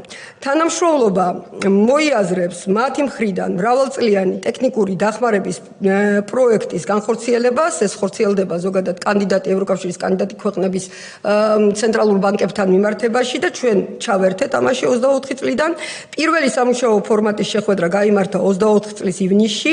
მომდევნო შეხვედრა საქართველოს მონაწილეობით გაიმართება 25 წლის ივნისში. ეს პროცესი არის გაგრძობადი, აქტიურად მონაწილეობთ. 24 წელს 10-მდე ქვეყნის ცენტრალურ ბანკს გავუწიეთ ტექნიკური დახმარება. ანუ ჩვენ არა მხოლოდ მიმღებები ვართ უკვე ტექნიკური დახმარების, არამედ ჩვენი გამოცდილებიდან, შეფასებებიდან გამომდინარე, აქეთ გავცემთ ტექნიკურ დახმარებას, ამაში ჩვენი თანამშრომლები არიან აქტიურად ჩართულები. მათ შორის ყაზახეთის, კირგიზეთის, აზერბაიჯანის, უზბეკეთის ცენტრალური ბანკები, ეს არ არის ამომწურავი სია. ტექნიკური დახმარება მოიცავდა სხვადასხვა მიმართულებებს, როგორც არის საგადახდო სისტემის განვითარება, ფინანსური ბაზრების საოპერაციო რისკების მართვა, მონეტარული პოლიტიკის შემუშავება და რეზერვების მართვა.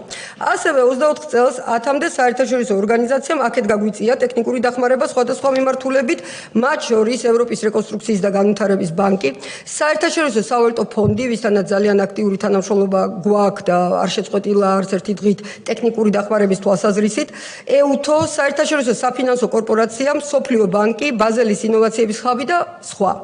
რაც შეეხება რეგიონალურ თანამშრომლობას, 24 წელს გავაფორმეთ 7 ურთიერთთანამშრომლობის მემორანდუმი სხვა ქვეყნების ცენტრალურ ბანკებთან და ფინანსურ ინსტიტუტებთან. როგორებიცაა სინგაპურის მონეტარული ორგანოს მიერ დაფუძნებული ორგანიზაცია GFTN, ეს არის Global Finance and Technology Network, ძალიან მნიშვნელოვანი ერთ-ერთი ლიდერი ორგანიზაცია რეგიონში და მსოფლიოში ინოვაციური განვითარების თვალსაზრისით. ყაზახეთის ეროვნული ბანკი, კორეის საფინანსო, სატელეკომუნიკაციო და საკლირინგო ინსტიტუტი, KFTC, სან-მარინოს ცენტრალური ბანკი, კამბოჯას ეროვნული ბანკი, ასევე 24 წელს დავაინიცირეთ მემორანდუმები ჩინეთის, უნგრეთის, რუმინეთის, ტაილანდის და აზერბაიჯანის ცენტრალურ ბანკებთან და აქედან მეტი წილი უკვე გაფორმებულია 25 წელს. ასევე ასტანას ფინანსური სერვისების მარეგულირებელ ორგანოსთან დავაინიცირეთ მემორანდუმი. ეს ძალიან მნიშვნელოვანია ორი ქვეყნის კაპიტალის ბაზრის პრინციპების დაახლოვებასთან მიმართებაში. ბოლოს ალბათ გავუსწრებ წინ შეკითხვას და ორივე სიტყვით ვიტყვის საერთაშორისო სავალუტო ფონდთან თანამშრომლობასთან მიმართებაში. ჩვენი დელეგაცია, ფინანსთა სამინისტრო, ეკონომიკის და მდგრადი განვითარების სამინისტრო და ეროვნული ბანკი მოგეხსენებათ ვიმყოფებოდით ვაშინგტონში, სადაც ტარდებოდა მსოფლიო ბანკის და სავალუტო ფონდის ეგრეთ წოდებული საგაზაფხულო შეხვედრები. ამ პლატფორმის ფარგლებში ჰქონდა ძალიან ნაყოფიერი შეხვედრები საერთაშორისო სავალუტო ფონდის ხელმძღვანელობასთან, ჩვენი რეგიონის მმართველობასთან. ვთანხმდებით იმაზე, რომ ჩვენი მხარდაჭერა არის ძლიერი, გაგრძელდება იმ ფორმატში, რა ფორმატში ჩვენ შევთანხმდებით. ამ დღეებში უკვე ამთვის ბოლომდე ველოდებით მორიგ მისიას საერთაშორისო სავალუტო ფონდის ეგრეთ წოდებული მეოთხე მუხლის პროგრამის ფარგლებში გვეწვევიან. გვექნება შესაძლებლობა ვისაუბროთ შემდგომ თანამშრომლობაზე. მათი ასე ვთქვათ მიდგომა ძალიან პარტნიორულია, ძალიან დადებითია. ჩვენთვის მნიშვნელოვანია, რომ გავაანალიზოთ ყველა ასე ვთქვათ საკითხი, რომელიც აქამდე შეიძლება ასე ვთქვათ ღია საკითხად იყო მათი მხრიდან მიჩნეული. ჩვენ მიგვაჩნია, რომ ის პროგრამა, რომელიც აქამდე არსებობს, თუმცა შეჩერებულია, ასე ვთქვათ დაპაუზებულია. ამ პროგრამის მიხედვით თუ კი რაიმე საშუალებიანი მიზნობრივი მაჩვენებელი არსებობდა, იქნება ეს ფისკალური სექტორი თუ მონეტარული სექტორი, ყველაფერი არის შესრულებული, გადაჭარბებითაც შესრულებული, ანუ უშუალოდ პროგრამაში რაც არის მითითებული, ყველაფერი შესრულდა. სხვა ღია საკითხები რაც არსებობდა, ეს საკითხები ჩვენ თვლით, რომ ამოწურულია და აქედან გამომდინარე არაფერი უშლის ხელს, რომ ჩვენ შემდგომ თანამშრომლობაზე ვისაუბროთ, მაგრამ რა თქმა უნდა ჩვენ გვექნება ამასთან დაკავშირებით შეხვედრები და განხილვები. ძალიან დიდი მადლობა ყურადღებისთვის. მადლობა თქვენ. გადავდივართ შეკითხვების რეჟიმში. გალბატონ ნათია, ალბათ ჯობია რომ დავბრძანდეთ და ჩაენიშნოთ შეკითხვები. თუ როგორ გზნებავთ რაღაც? გნებავთ აქ ჩაენიშნოთ? კარგით. ბატონო ბეჟან გთხოვთ. შემდეგ გალბატონი რიმა. მოგესალმებით კოლეგებო. მოგესალმებით ძირფასო სტუმრებო, მოგესალმებით. ბოდიში წეხან ვერ მივესალმე ეროვნული ბანკის საბჭოს წევრები ბრძანდებიან თანამშრომლები და მოგესალმებით ყველას. ყველას მოგესალმებით, ქალბატონათე მოგესალმებით. დიდი მადლობა მოხსენებისათვის და ძალიან ღმათ და ყოვლის შემცველი ინფორმაციისათვის. თუმცა ეს ინფორმაციები გარკვეულწილად ვიცოდით და მადლობა ეროვნულ ბანკს, მადლობა თქვენ ქალბატონათეა, რომ ამ მნიშვნელოვან საქმეს აკეთებთ და როდესაც თქვენ აღნიშნეთ თქვენ მოხსენებაში, როდესაც მცირეოდენი არც არაფლისგან წარმოიშვა, რომ ლარს საფრთხე დაემოხდა, ძალიან სწორად ჩაერიეთ და ძალიან მნიშვნელოვანია ქვეყანაში, რომ სტაბილური იყოს ლარი. ეს არც ზემოთ უნდა მიდიოდეს მაინდამაინც დიდი პროცენტი და არც ქვემოთ ჩამოსვლაც არ არის სასურველი. ამიტომ თქვენ სწორად აკეთებთ ლავირებას და ეხლა ზაფხულია და გაცილებით მეტი რეზერვების შევსება ალბათ იქნება შესაძლებელი, რომელიც ასევე სტაბილურობისათვის ძალიან მნიშვნელოვანია შემდგომი გრძელვადიან პერსპექტივაში. და აქვე მინდა ვთქვა, ქალბატონათეა, რომ თქვენ აღნიშნეთ, რომ გარკვეული შევსება რეზერვებისა განახორციელეთ გოხროს საშუალებით. ეხლა პროცენტი და საერთო მოცულობისა მცირეა, შესაძლებელია თუ არა, ამდენი მოგება თუ დაწო და ძალიან სერიოზული მოგება მივიღეთ ამ პერიოდის განმავლობაში, შესაძლებელია თუ არა ეს პროცენტი კიდევ გაგზავნოთ და მეტი შევისყიდოთ ოქრო, რა ამის საშუალება თუ არა და რა დადებით და რა უარყოფითი მხარეებს მოგცემს ყოველივე ეს.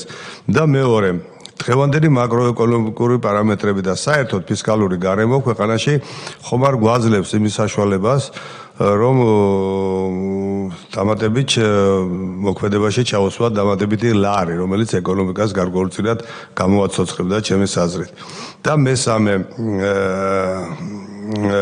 ციფრულ ბანკზე თქვენ ისაუბრეთ და ამიტომ და რა ბანკები იხსნება ქვეყანაში თქვენ ამბობთ, ყოველ შემთხვევაში სურთ რომ გაიხსნას, ფულს როგორც იცით ჩვენ აქვს როგორც გადახდის საშუალება, ასევე მისი ფუნქცია დაგროვების საშუალება. აი ამასთან მიმართებაში, აი ამ ციფრულ ბანკს ეს ფუნქცია როგორ ექნება, რანაირად, იმიტომ რომ მოსახლეობა ამით ინტერესდება და თუ ნებას მოგვეცით რომ ამაზე გავქცეთ პასუხი, რამდენადაც შესაძლებელი იქნება. მადლობთ. მადლობთ, ქალბატონო რიმა. მოგესალმებით, ქალბატონო ნათია, მივესალმებით თქვენს განახლებულ გუნდს. ძალიან საინტერესო ანალიზი ჰქონდათ მთელი ამ პერიოდის განმავლობაში. თქვენ ისაუბრეთ იმ სასიკეთო ცვლილებებზე, რომელიც ეროვნულმა ბანკმა განახორციელა. და ძალიან კარგია და აღნიშნეთ ის ძირითადი პარამეტრები, რომლითაც თქვენ ფაქტიურად იმ მნიშვნელოვან საკითხებს ახორციელებთ, რომელიც ეროვნული ბანკის წინაშე დგას. ეს არის ფასების სტაბილურობა, ეს არის მონეტარული პოლიტიკის განაკვეთის შენარჩუნება, ეს არის როგორც ჩემმა მეგობარმა და კოლეგამ აღნიშნა, ლარის კურსის შენარჩუნება და სტაბილიზაცია და გამყარება და ასე შემდეგ აღარ ჩამოთვლი. მე მეკნება თქვენთან ერთი კონკრეტული შეკითხვა. თქვენ ამ საკითხთან დაკავშირებით ვრცლად ისაუბრეთ, მაგრამ მაინც დავინტერესდი, როგორი იქნება ფინანსური დოლარიზაციის საკითხი, სტრუქტურული რისკების შენარჩუნება შესამცირებლად ფაქტიურად, რადგან საბანკო სისტემაში დოლარიზაცია კვლავ მაღალია, რის შედეგადაც სავალუტო რისკის ფაქტორი ქართული ბანკებისათვის კვლავაც რჩება მნიშვნელოვანი გამოწვევა და ამ კონკრეტულ საკითხთან დაკავშირებით უფრო მეტად იქნებ განავრცოთ ეს საკითხი. მადლობა. მადლობა თქვენ, ბატონი ირაკლი. შემდეგ ბატონი ლეო. მოგესალმებით, მივესალმები ქალბატონათეას. დიდი მადლობა პირველ რიგში საინტერესო კონკრეტული და ვრცელი მოხსენებისთვის. თქვენ ძალიან ბევრ საკითხზე გააკეთეთ აქცენტი, მე კონკრეტულად მექნება ორი კითხვა. იმ უსამართლო დამოკიდებულების ფონზე, რაც ხორციელდება პოლიტიკურ ჭრილში საქართველოსთან მიმართებაში ევროპელი ბიუროკრატების მხრიდან.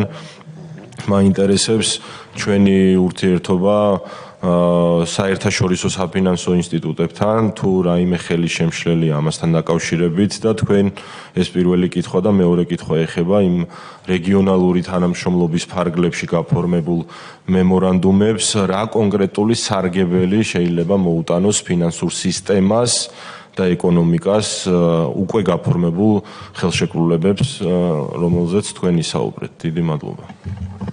მადლობთ, ბატონო ლეო. მოგესალმებით. მოგესალმებით დამსწრე საზოგადოებას. ძალიან დიდი მადლობა ესეთი დეტალური ანგარიშისთვის.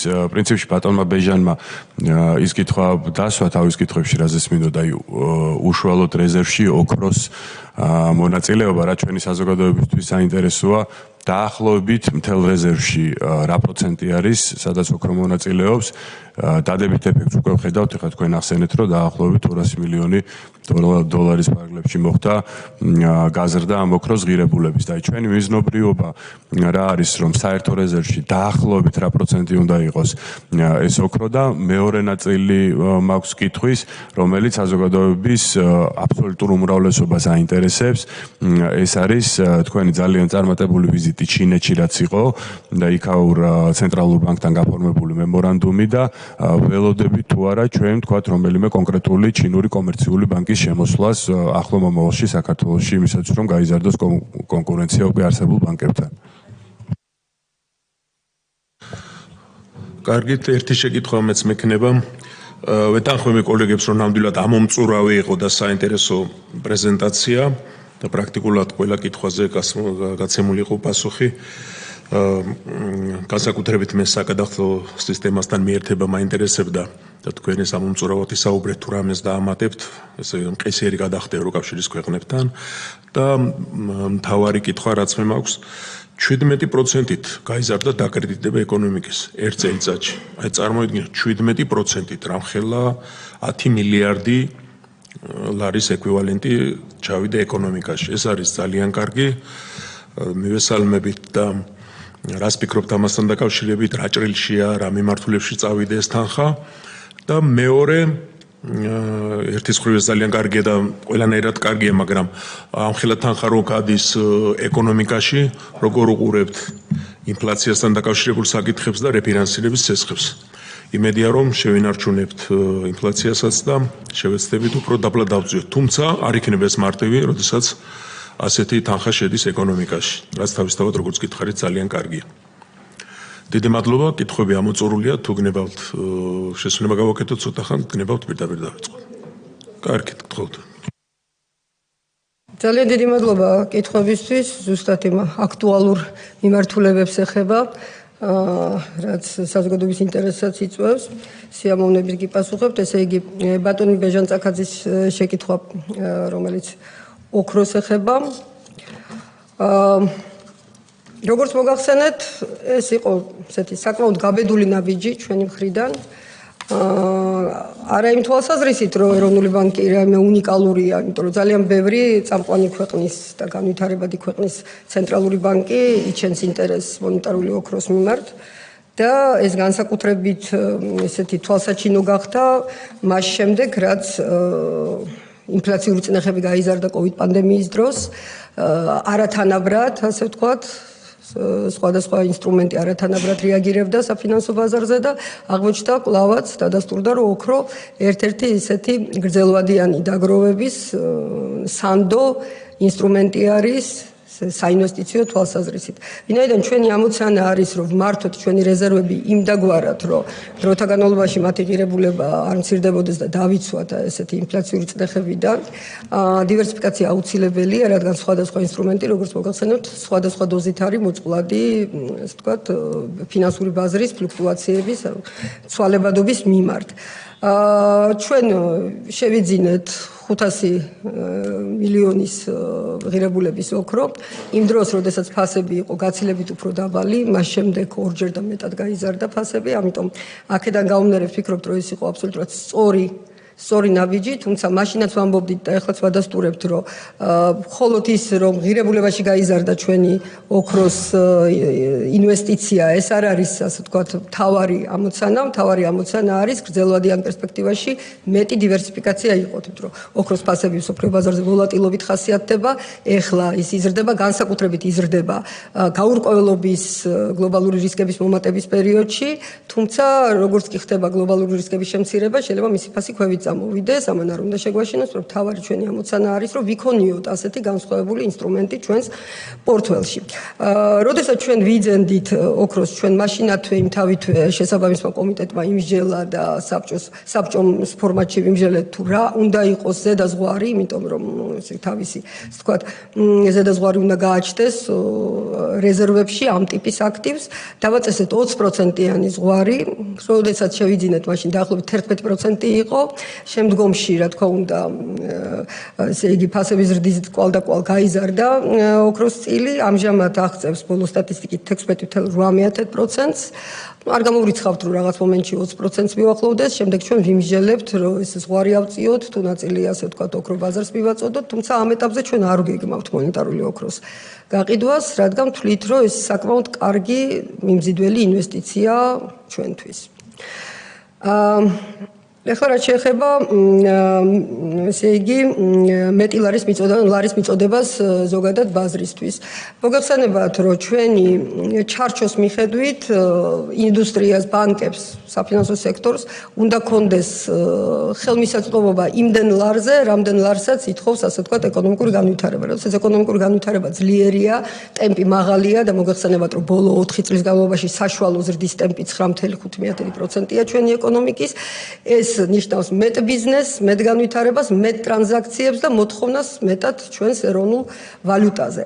ჩვენ გვაქვს ძალიან ესეთი დეტალური მეთოდოლოგია, ყოველკვირეულად ჩვენ საზღვრავთ დაახლოებით თუ რა მოთხოვნა არის ლარზე, ბაზარზე, ანუ ესეთ პროგნოზი კეთდება, რომელიც მრავალ კომპონენტს ეფუძნება, დაწყებული, ესე იგი, ნაღდ ვალუტაზე მოთხოვნიდან დასრულებული მთავრობის ოპერაციებით და ბევრი სხვა კომპონენტი შედის, რო არ გადაგღალოთ და ყოველკვირეულად მართავთ ეგრეთ წოდებული რეფინანსირების სესხების აუქციონებს, სადაც ვაწოდით აი ამ ჩვენი გათვლის მიხედვით ბაზარს ლარს. თუმცა არსებობს კიდე დამატებითი არხები, მაგალითად ერთდღიანი სესხები ან ერთდღიანი დეპოზიტები, იმიტომ რომ პროგნოზი ეს არ შეიძლება იყოს 100%-იანი სიზუსტის გეგმა, ყოველთვის შეიძლება გარკვეული, ასე ვთქვათ, გადახრები არსებობდეს. ეს დამატებითი გზები, არხები უზრუნველყოფს იმას, რომ თუ კი ბანკებს პირობითად ან ინდუსტრიას, ეკონომიკას სჭირდება იმაზე მეტი ლარი, ვიდრე ამ რეფინანსირების, ასე ვთქვათ, სესხის აუქციონის მეშვეობით შეიძინა, მას აქვს საშუალება დაიმატოს ეს ერთდღიანი სესხის მეშვეობით, თუმცა ცოტა უფრო მაღალ ფასად, ან თუ ზედმეტი იქნა მის მიერ აღებული და ვერაითვისა, პირიქით როგორც ერთდღიანი დეპოზიტი დადოს. ეს სისტემა იმდაგვრად არის აწყობილი, რომ ესე იგი მაქსიმალურად უბიძგებს ბანკებს, რომ უფრო ზუსტები იყონ თავის, ასე ვთქვათ, აპეტიტში ლარის მიღების და არც ერთ მხარეს იყოს გადახრა, არც მეორე მხარეს. ბუნებრივია, რომ ეკონომიკის ზრდასთან ერთად იზრდება ჩვენი რეფინანსირების აუქციონებზე გამოტანილი ლარის მოცულობაც, თუმცა ამას ყოველთვის ძალიან ზომიერად ვაკეთებთ.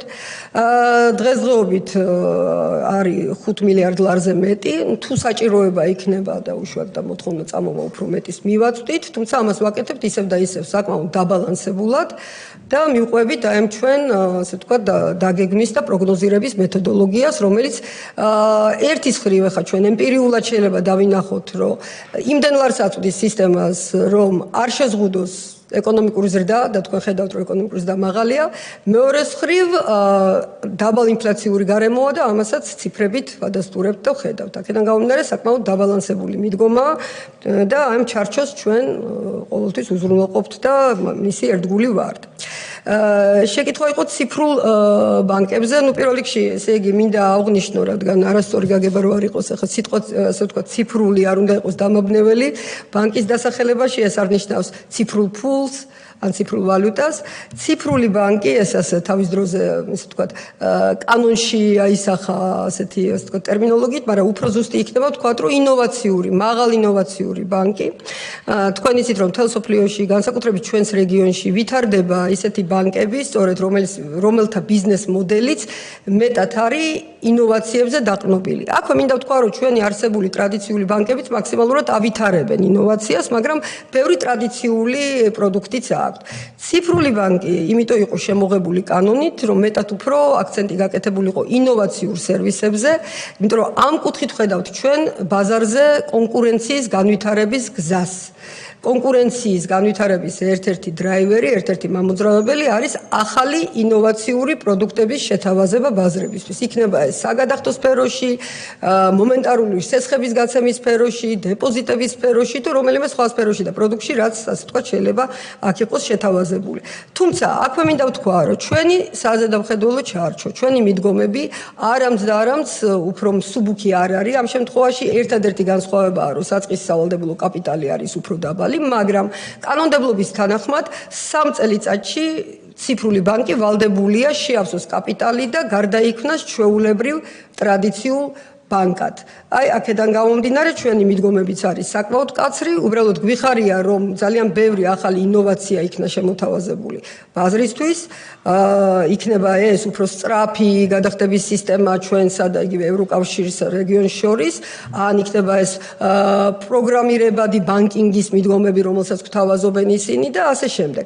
აქედან გამომდინარე, ისევ და ისევ ეს ემსახურება მომხმარებლის ინტერესებს უფრო ხელმისაწვდომი, უფრო ინოვაციური, უფრო ესე იგი დაბალხარჯიანი გზა და პროდუქტი მიიღოს ბაზარზე. ეს არის აქ და არ უნდა აგვერიოს რაღაცა სხვა დაუშვათ შეფასებებთან.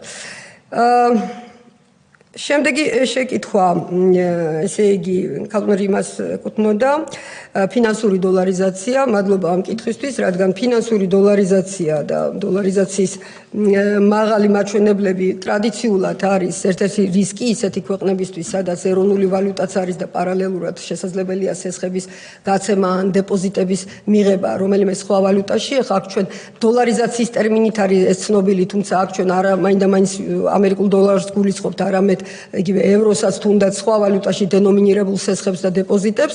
2015 წლიდან მოყოლებული ჩვენი ცენტრალური ბანკი, ეროვნული ბანკი ახორციელებს ეგრეთ წოდებული დედოლარიზაციის, გნებავთ ლარიზაციის უფრო სწორი ტერმინია პოლიტიკას, რაც სხვადასხვა ფორმით უპირატესობას ანიჭებს და აძლიერებს სწორედ ლარში არსებულ ოპერაციებს, ლარში გაცემულ სესხებს და რაც თავარია, კიდევ უფრო მთავარია ვიდრე სესხი, ლარში დანაზოგებს. ამ კუთხით ჩვენ გვაქვს საკმაოდ დიდი პროგრესი 2015 წელს, როდესაც ოფიციალურად გაეშვა ეს სტრატეგია და დაიწყო ეს პოლიტიკა. მაშინ 75%-ს აღემატებოდა უცხოურ ვალუტაში დენომინირებული სესხების და გნებავთ დეპოზიტების წილი. დღესდღეობით ჩვენ საუბრობთ 24 წლის ბოლოსთვის დეპოზიტების, ასე ვთქვათ, დოლარიზაცია არის ესე იგი 52.9%, ანუ გაცილებით უფრო დაბალი ვიდრე მაშინ. 1 აპრილის მდგომარეობით კიდევ უფრო ოდნავ დაბალია 52.8%, მაგრამ კვლავ უნდა გავაგრძელოთ ამ კუთხით მუშაობა. სესხების თვალსაზრისით უკეთესი მდგომარეობა და 24 წლის ბოლოს 53.4%, ეხლა არის 53.1%.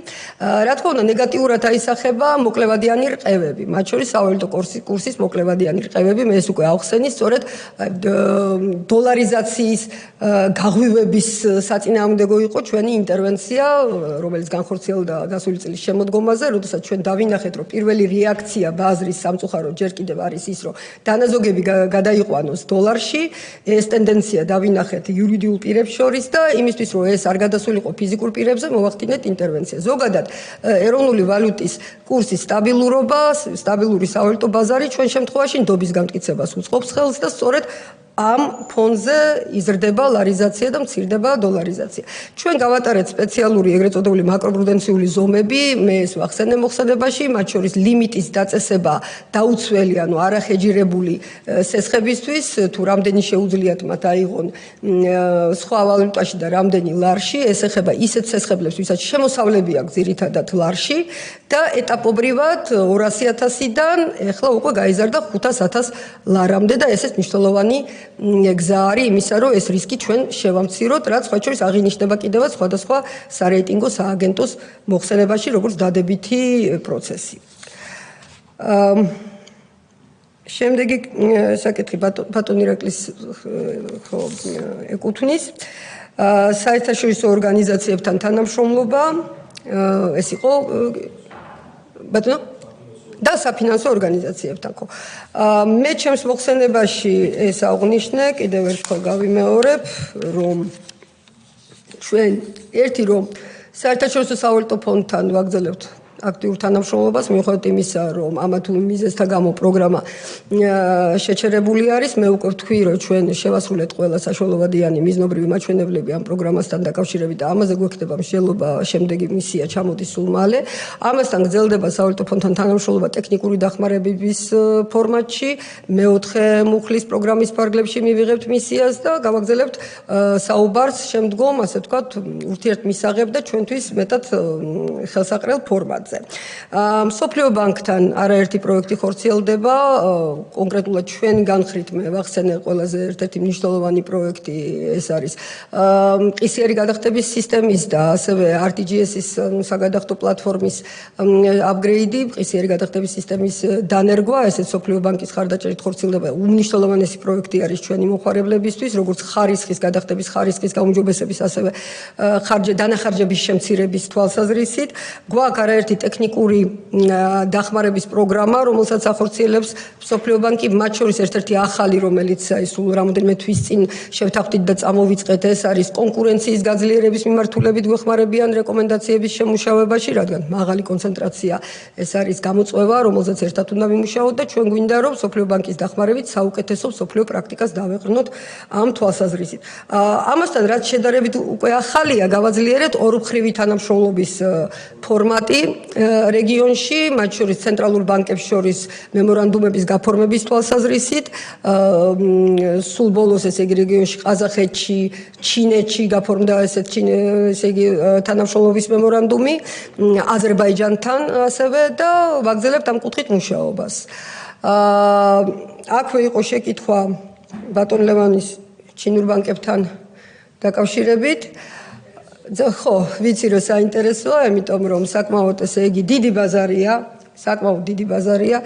ჩვენი ტოპ 3-ში შემავალი სავაჭრო პარტნიორი არის. ზოგადად, როდესაც ვამბობთ, რომ საქართველო იმყოფება დერეფანში, ეს დერეფანი ემსახურება ორი, ასე ვთქვათ, დიდი არეალს შორის ვაჭრობას, ეს არის დასავლეთი პირობითად, რომ ვთქვათ, მათ შორის ევროპა და ეს არის აღმოსავლეთი, მათ შორის სამხრეთ აღმოსავლეთ აზიის ქვეყნები, ეს არის ჩინეთი, ეს არის ცენტრალური აზია, არა მხოლოდ ჩინეთი, ეს არის სინგაპური, ინდონეზია, მალაიზია და ასევე სპარსეთის ყურის ქვეყნები და ასე შემდეგ. ამიტომ ძალიან მნიშვნელოვანია ამ კუთხით ფინანსური ტრანზაქციები განვითარდეს, კავშირები განვითარდეს და ვაჭრობას უფრო მეტად ვემსახურებოდეთ. ანუ პირველადი არის აქ რეალური სექტორი, ვაჭრობა, რომელიც ვითარდება და ამას მიყვება, რა თქმა უნდა, საფინანსო სექტორი. აქედან გამომდინარე შედგა ძალიან საინტერესო შეხვედრები, აქეთ ველოდებით ახლა გარკვეულ, ასე ვთქვათ, დელეგაციებს, სწავლობენ ჩვენს ბაზარს და აქედან გამომდინარე იქნება შედეგები. საკმაოდ ოპტიმისტურად ვართ განწყობილები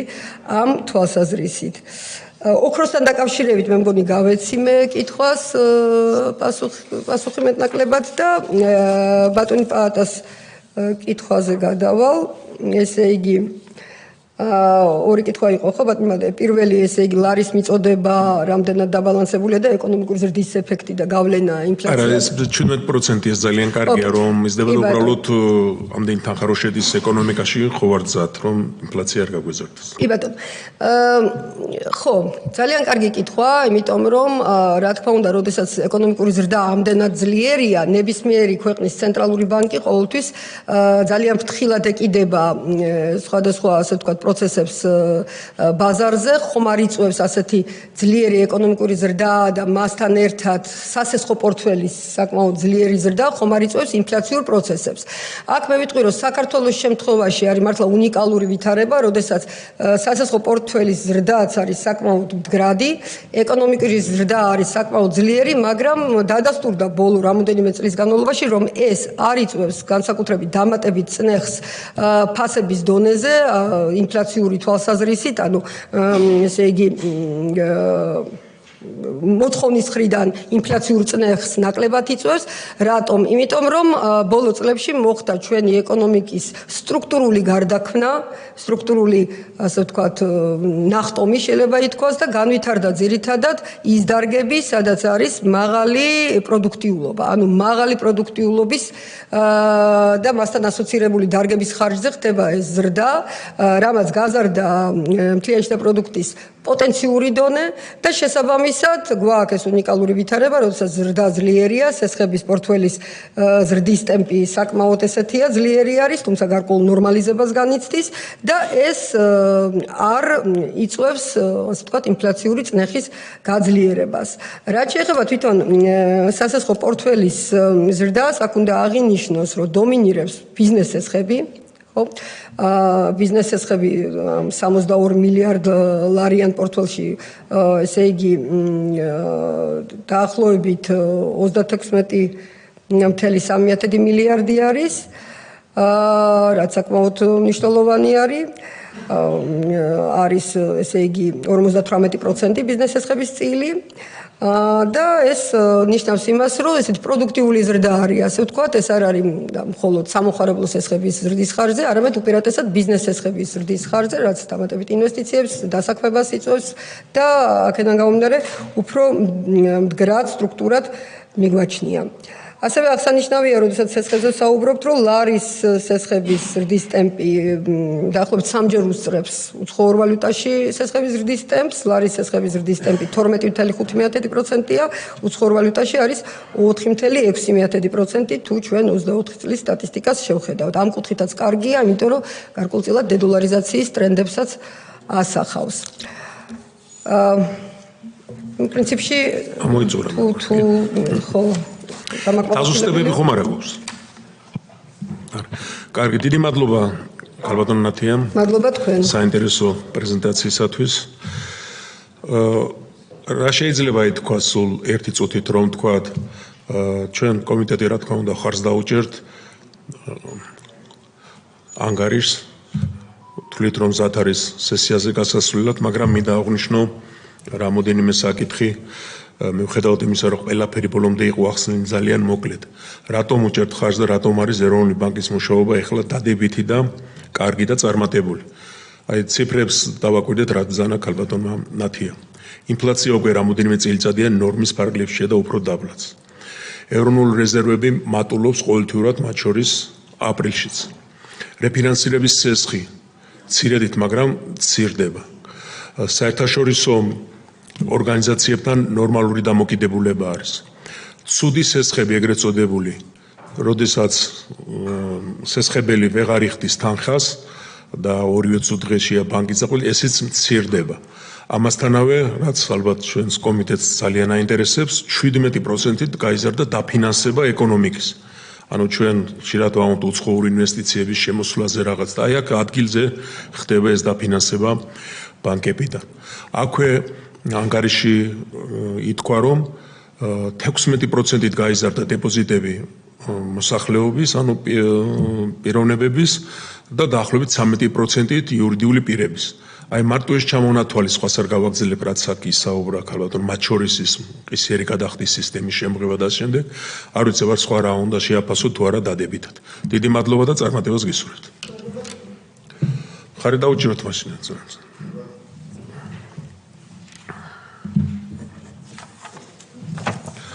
გადავდივართ შემდეგ საკითხზე. საქართველოს ფინანსთა სამინისტროს მიერ წარმოდგენილი საქართველოს 2025 წლის სახელმწიფო ბიუჯეტის შესრულების სამი თვის მიმოხილება. მოხსენებელი საქართველოს ფინანსთა მინისტრის პირველი მოადგილე ბატონი გიორგი კაკაურცა. გამარჯობა ბატონო გიორგი. დიდი მადლობა, მოგესალმებით. წარმოგიდგენთ ინფორმაციას 2025 წლის ბიუჯეტის პირველი კვარტალის შესრულებასთან დაკავშირებით. ეს მოხსენება ჩვენ გქონდათ თითქმის ყველა კომიტეტზე უკვე. გავიარეთ ყველა კომიტეტზე, ამიტომ შევეცდებით ძირითად პარამეტრებზე მოგახსენოთ და თუ კითხვები იქნება, რა თქმა უნდა, მზადვარ თქვენს კითხვებს უპასუხობ. დავიწყებ ეკონომიკური პარამეტრებით, პირველ რიგში ეკონომიკური ზრდით, მოგახსენება ჩვენ ბოლო წლების განმავლობაში, ბოლო 4 წლის განმავლობაში საკმაოდ მაღალი ეკონომიკური ზრდის ტემპები ჰქონდა და ეს ტემპი შენარჩუნებულია 2025 წელსაც, ჩვენ იანვარში ჰქონდა 11.1%, რეალური ეკონომიკური ზრდა, შემდგომ თებერვალში იყო 7.7%, მარტში შეადგინა 9%, ჯამში პირველი კვარტალში ეკონომიკური ზრდის მაჩვენებელი შეადგენს 9.3%-დან, მიუხედავად რომ ჩვენ 6%-ზე გვაქვს ბიუჯეტი დაგეგმილი, თუმცა ისევე როგორც წინა წლებში წელსაც უფრო მაღალია ეკონომიკური ზრდის ტემპები. ინფლაციაზე ქალბატონმა ნათიამ ისაუბრა უკვე, თუმცა პირველ კვარტალზე მოკლედ მოგახსენებთ, რომ მარტში დაფიქსირდა 3.5%, ეს იმ ფონზე, რომ გასული წლების განმავლობაში ხოლო 2 წელი საშუალო ინფლაცია იყო მიზნობრივ მაჩვენებელზე გაცილებით დაბალი, წელსაც პირველი კვარტალში საშუალო ინფლაციის მაჩვენებელი არის 1.7%-დან შენარჩუნებულია მიზნობრივზე დაბალი დონე. რაც შეეხება საგარეო სექტორთან მიმართებაში, იანვარ-მარტში, ანუ პირველ კვარტალში ჯამში საგარეო სავაჭრო ბრუნვამ შეადგინა 5 მილიარდ 618 მილიონი დოლარი, და გვაქვს 16.1%, აქედან ექსპორტის მაჩვენებელი მილიარდ 401 მილიონი დოლარი იყო 5.7%, თუმცა უკვე აპრილის მონაცემების გამოქვეყნდა და ექსპორტის და 4 თვეში უკვე 14%-ს გადააჭარბა, აპრილში საკმაოდ მაღალი იყო ის მაჩვენებელი, იმპორტს რაც შეეხება 4 მილიარდ 217 მილიონი დოლარი იყო პირველ კვარტალში იმპორტის მაჩვენებელი.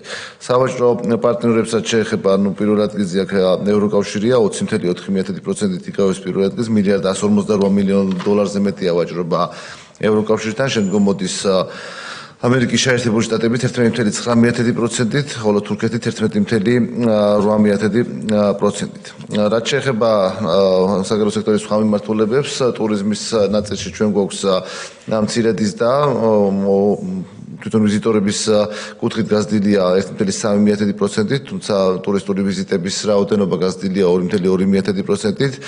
ჯამურმა ვიზიტორთა რაოდენობამ შეადგინა 1.172.000-ზე მეტი პირი, ხოლო ტურისტული ვიზიტების რაოდენობამ 959.000 პირი. რაც შეეხება უშუალოდ ეკონომიკაში ტურიზმიდან მიღებულ შემოსავლებს, აქ ჩვენ მივიღეთ წელს პირველ კვარტალში 826 მილიონი დოლარი, 2.3%-ით მეტია გასულ წელთან შედარებით. ფულადი გზავნილების ნაწილში გვაქვს შემცირება 4%-ით და ჯამურად შეადგენს 697 მილიონ დოლარს, შემცირება გამოწვეულია რუსეთის ფედერაციიდან გადმორიცხვების შემცირებით, მოგეხსენებათ 2022 წლიდან ომის დაწყების შემდგომ გარკვეულწილად გაიზარდა რუსეთის ფედერაციიდან გადმორიცხვები, თუმცა უკვე გასული წლის მეორე ნახევრიდან თითქმის დაუბრუნდა იმ დონეს, რა დონეც იყო პანდემიამ ომამდე, ომის დაწყებამდე და ახლა იმაზე ოდნავ დაბალი დონეა ყოველთვიურად, რაც მანამდე იყო, ვიდრე ომი დაიწყებოდა. რაც შეეხება ნაერთი ბიუჯეტის პარამეტრებს, ძალიან მნიშვნელოვანი რამდენიმე პარამეტრს მოგახსენებთ. შემოსავლების ნაწილში ჩვენ გვაქვს შესრულება 102.1%, 6 მილიარდ 551 მილიონი ლარის შემოსავლები მივიღეთ ნაერთ ბიუჯეტში, მათ შორის გადასახადების სახით 6 მილიარდ 77 მილიონი ლარი, 102% იყო აქ შესრულების მაჩვენებელი და ამავდროულად აღსანიშნავია, რომ ზედმეტად გადახდილი დაღეგეს დაბრუნებამ შეადგინა 623 მილიონი ლარი. გრანტებში 61 მილიონი ლარი მივიღეთ და 11%-ია, სხვა შემოსავლების შემთხვევაში 402.8 მილიონი ლარი გვაქვს და აქაც 102.7%-ია შესრულების მაჩვენებელი. რაც შეეხება პრივატიზაციის ნაწილში, აქაც საკმაოდ კარგი ტემპი გვაქვს, 161 მილიონ ლარზე მეტი იყო პრივატიზაციიდან მიღებული შემოსავლები, 146.6%-ია და სესხების დაბრუნების ნაწილშიც 128 მილიონ ლარს აჭარბებდა სესხების დაბრუნების მაჩვენებელი და 190%-ამდეა აღნიშნული მაჩვენებელი. ძალიან მნიშვნელოვანი ალბათ ნაერთი ბიუჯეტის დეფიციტის პარამეტრი, ჩვენ მოგეხსენებათ ბიუჯეტი დაგეგმილი გვაქვს კლიანში და პროდუქტთან მიმართებაში 2.5%-იან დეფიციტზე, პირველ კვარტალში აღნიშნული მაჩვენებელი იყო 0.2%, ანუ საკმაოდ დაბალია იმასთან შედარებით, რაც წლის ბოლომდე გვაქვს დაგეგმილი. რაც შეეხება უშუალოდ სახელმწიფო ბიუჯეტის ნაწილში, ჩვენ სახელმწიფო ბიუჯეტის შემოსავლები დაგეგმილი ჰქონდა 5 მილიარდ 591 მილიონი ლარის ოდენობით, რეალურად მივიღეთ 5 მილიარდ 700 მილიონ ლარზე მეტი, აქაც 102.1%-ია შესრულება, გადასახადებში 5 მილიარდ 428 მილიონი ლარი მივიღეთ და 102.3%-ია, გრანტებში 59 მილიონ ლარზე მეტი, 120.8%, სხვა შემოსავლებში 212.5 მილიონი ლარია, 94.9%. სხვა შემოსავლების სხვა წყაროები, ფულის შემოდინების პრივატიზაცია 100%-იანი გვაქვს შესრულების მაჩვენებელი და 70 მილიონ ლარს აჭარბებს სახელმწიფო ბიუჯეტის წილი უშუალოდ პრივატიზაციიდან, სესხების დაბრუნებაში 154 მილიონ ლარზე მეტი მივიღეთ, ხოლო რაც შეეხება ვალდებულებებს, ჩვენ პირველ კვარტალში საშინაო ფასიანი ქაღალდების გამოშვებით მივიღებთ 612.9 მილიონი ლარი, ხოლო საინვესტიციო კრედიტების ათვისების მაჩვენებელმა შეადგინა 122.8 მილიონი ლარი. ამავე პერიოდში ჩვენ საგარეო ვალდებულებების მომსახურებასა და დაფარვაზე მიმართეთ 524 მილიონ ლარზე მეტი, ხოლო საშინაო ვალდებულებების ნაწილში 352 მილიონი ლარი. რაც შეეხება ბიუჯეტის ხარჯვით ნაწილს, ჩვენ მოგეხსენებათ ბიუჯეტის ჯამური მოცულობა წელს არის 27 მილიარდი 951 მილიონი ლარი, პირველ კვარტალში საკასო შესრულება, საკასო ხარჯი შეადგინა 6 მილიარდ 394 მილიონ ლარს. შესაბამისად ეს არის დაგეგმილი პირველი კვარტალის მაჩვენებლის 94.3%, ხოლო მთლიანი წლიური ბიუჯეტის არის დაახლოებით 22.9%, დაახლოებით იგივე ნიშნულშია, რაც გასული წლის და წინა წლების პირველი კვარტლის დინამიკა ჰქონდა. უწყებების მიხედვითაც საკმაოდ ნორმალურად არის, განსაკუთრებით მაღალი ბიუჯეტის მქონე უწყებების დაფინანსება და მათი ათვისება არის მაღალი. ჯანდაცვის სამინისტრო ტრადიციულად ყველაზე დიდი ბიუჯეტის მქონე ორგანიზაცია, აქ 100%-იანია შესრულების მაჩვენებელი, 2 მილიარდ 200 მილიონ ლარამდე აქვს ათვისებული, განათლებისა და მეცნიერების სამინისტროს შემთხვევაში 678 მილიონ ლარზე მეტია და 98%-ია, ინფრასტრუქტურის სამინისტროს შემთხვევაში 477 მილიონი ლარი და 104.8%-ია და ასე შემდეგ, თითოეულ სამინისტროს შემთხვევაში თუ არ ჩავთვლით სამინისტროებს, რომელიც ასე ვთქვათ, წელს შეიქმნა კულტურის და სპორტის სამინისტრო მაგალითად დანარჩენ შემთხვევაში შესრულების მაჩვენებლები საკმაოდ კარგია და ვფიქრობთ, რომ როგორც შემოსავლების ნაწილში, ასევე ხარჯვით ნაწილში წელს ბიუჯეტის შესრულებას რაიმე შეფერხება არ ექნება. დიდი მადლობა. მადლობა თქვენ ბატონო გიორგი. შეკითხვები თუ არის? ეს სამი თვის ანგარიში ჩვენ პრაქტიკულად კომიტეტებში განხილული არის და კი ბატონო. კომიტეტებში განხილული არის და ამიტომ შეიძლება ნაკლებად იყოს შეკითხვები, მაგრამ თუ ასეთი არის, გთხოვთ ბატონო ბეჟან.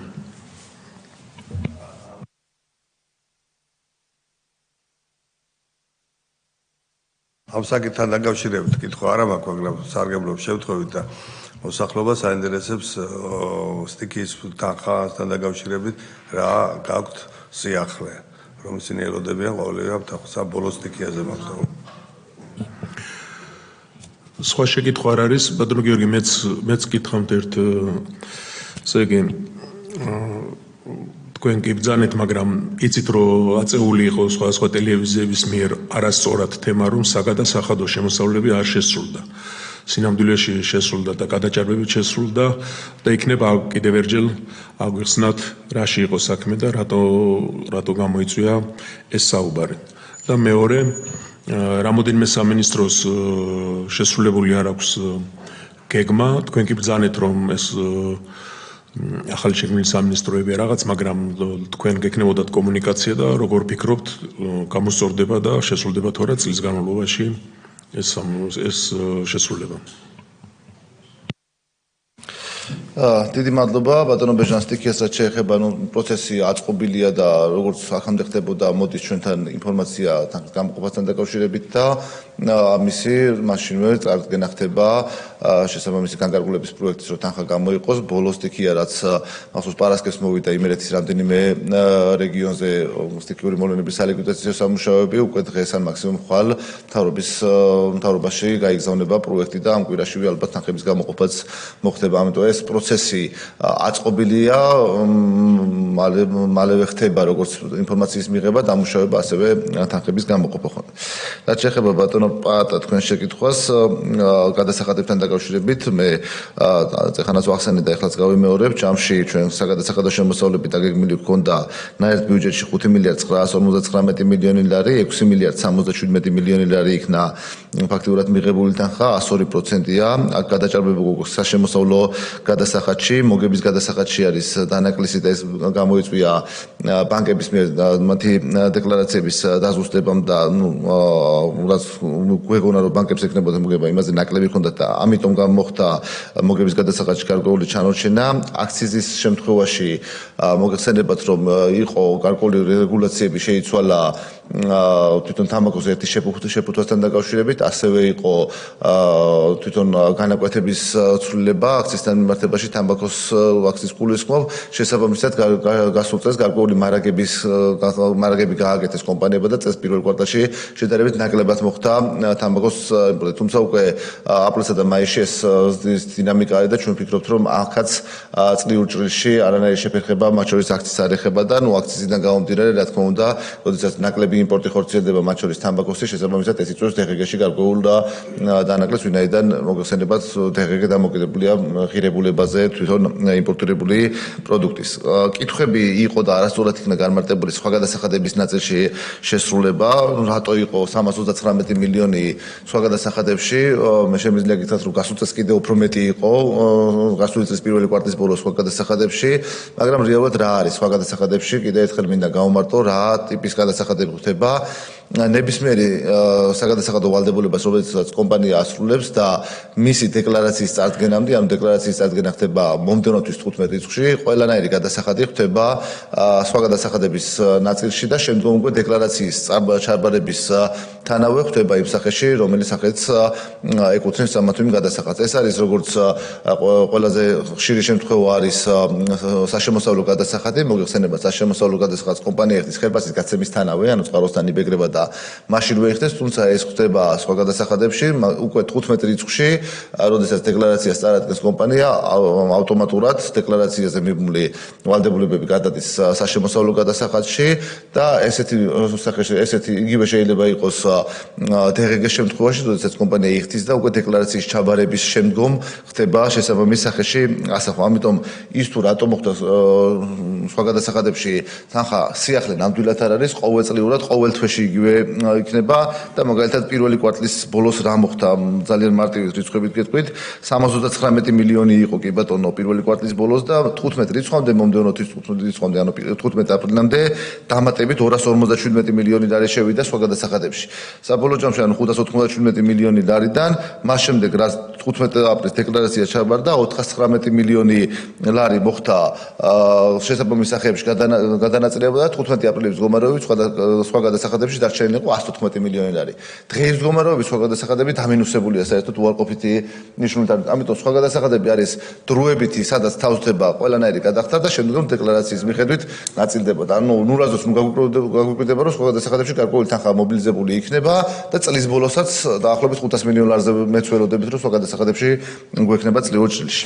ეს რაც შეეხებოდა გადასახადებს, რაც შეეხება უწყებებს, რა თქმა უნდა, ჩვენ კომუნიკაცია ჰქონდათ ყველა უწყებასთან, რომ მე სპეციალურად ვახსენე დიდი ბიუჯეტის მქონე უწყებები, დანარჩენ შემთხვევაში იყო გარკვეული ჩამორჩენები, განსაკუთრებით კიდევ ერთხელ გავიმეორებ იმ უწყებებში, სადაც ეხლა შეიქმნა გარკვეული ცვლილებები განხორციელდა სტრუქტურული, შესაბამისად მათთანაც ჰქონდა კომუნიკაცია და ანუ არც ერთი პროგრამის, რეალურად ყველა პროგრამა უკვე აქტიურ ფაზაშია, დაწყებულია და არც ერთი პროგრამის ფარგლებში რაიმე შეფერხებას არ ველოდებით. დიდი მადლობა. დიდი მადლობა თქვენ. კი ბატონო, ჩვენ ამ ცნობას ვიღებთ. მადლობა ბატონო გიორგი, ყოველთვის კარგი პრეზენტაციისათვის და თუ დარჩებით მადლობელი ვიქნებით, იმიტომ რომ ბიუჯეტები იხილებ. გადავდივართ განაცხადებზე. კი ბატონო. კარგით. სახელმწიფო აუდიტის სამსახურის 2026 წლის საბიუჯეტო განაცხადი ბიუჯეტის ხარჯთა აღრიცხვისა და მუშაკთა ზღვრული ოდენობის შესახებ. მოხსენებელი საქართველოს გენერალური აუდიტორი ბატონი ცოტნე ყავლაშვილი. გთხოვთ ბატონო. როგორც მოგეხსენებათ, კოლეგებმა აიციან, მაგრამ მოსახლეობისთვის დამოუკიდებელ ორგანოებს, როგორიც არის საქართველოს პარლამენტი, აუდიტის სამსახური, CSCO, ბიუჯეტს ჩვენ ვამტკიცებთ მთავრობის გარეშე და ეს ხდება საკმაოდ ნაყოფიერად ვიმუშავეთ. იყო აზრთა გაცვლა, გამოცვლა, რაღაც ცვლილებები და ეს არის საბოლოო ვარიანტი, რომელიც არის წარმოდგენილი. გთხოვთ ბატონო. მოგესალმებით ბატონო პაატა, მოგესალმებით პატივცემული დეპუტატებო, დამსწრე საზოგადოებო. წარმოგიდგენთ სახელმწიფო აუდიტის სამსახურის 2026 წლის ბიუჯეტის პროექტს. წარმოდგენილი პროექტით სახელმწიფო აუდიტის სამსახურისთვის ჯამში თავის საჯარო სამართლის იურიდიული პირის საჯარო აუდიტის ინსტიტუტის ბიუჯეტის ჩათვლით ჯამში არის 26 მილიონი 251,000 ლარი წარმოდგენილი, ზრდა შეადგენს 4%, მათ შორის სახელმწიფო აუდიტის სამსახურისთვის კერძოდ არის გამოყოფილი 25 მილიონ 823,000 ლარი, ამ ნაწილში ზრდა შეადგენს 3 მილიონ 3.9%-ს უხლობრივად რომ გავყვეთ შრომისაზღაურების მუხში 20.5 მილიონი ლარი არის განსაზღვრული 3.3 მილიონი ლარი არის საქონელი და მომსახურების მუხში გრანტების მუხში აქ მცირედი თანხა არის 6.000 ლარის ოდენობით განსაზღვრული სოციალური მომსახურების მუხში 330.000 ლარია განსაზღვრული, ასევე სხვა ხარჯების მუხში განსაზღვრულია 855.000 ლარი, ხოლო არაფინანსური აქტივების შეძენის მუხში განსაზღვრულია 867.000 ლარი. დეტალურ განმარტებას გავაკეთებ ორ მუხლზე, სხვა ხარჯებისა და არაფინანსური აქტივების ნაწილში მნიშვნელოვანი ზრდა არის პროცენტულად ამ პროექტით წარმოდგენილი.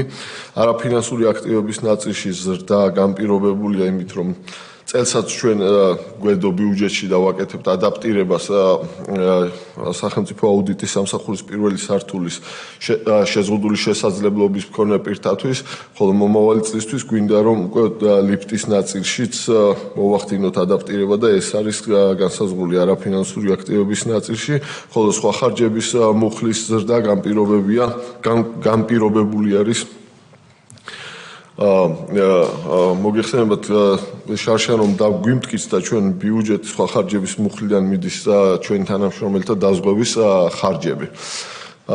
იქ შესაბამის საერთო ეკონომიკური ზრდიდან გამომდინარე შესაბამისი ზრდა იყო გათვალისწინებული ამ მუხში, თუმცა შესყიდვების პროცედურებმა გვაჩვენა, რომ ის თანხა არ აღმოჩნდა საკმარისი იგივე პაკეტის შესაძენად, რაც 2024 წელს ჰქონდა, შესაბამისად პაკეტის შემცირება მოგვიწია. აქედან გამომდინარე ამ ნაწილში 2026 წლისთვის გავზარდეთ განაცხადი. რაც შეეხება უკვე ზღვრულმოცულობას საშტატოსი 329 კაცით არის ისევ განსაზღვრული. საშტატო რიცხოვნობა მათ შორის არის 79% იქნება აუდიტორული ნაწილი, ხოლო 21% იქნება ადმინისტრაციული ნაწილი. მადლობა ყურადღებისთვის, მზად ვარ გიპასუხოთ. მადლობთ. შეკითხვები ხომ არ არის? შეკითხვები არ არის. მაშინ თქვენის ნებართვით კენჭისყრაზე ვაყენებ, ხარი დავუჭიროთ. აუდიტი ჩვენთვის ძალიან მნიშვნელოვანი ორგანიზაცია არის და კი ბატონო, მადლობთ ბატონო, გადაჭერილეს.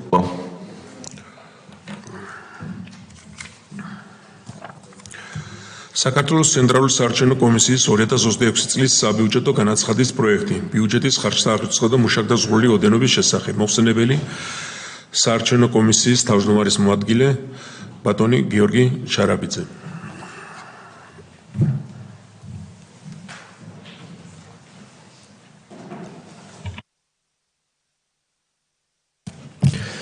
მოგესალმებით ბატონო თავმჯდომარე, მოგესალმებით პატრიცემულო პარლამენტის წევრებო და ავსტრიის საზოგადოებას მივესალმები.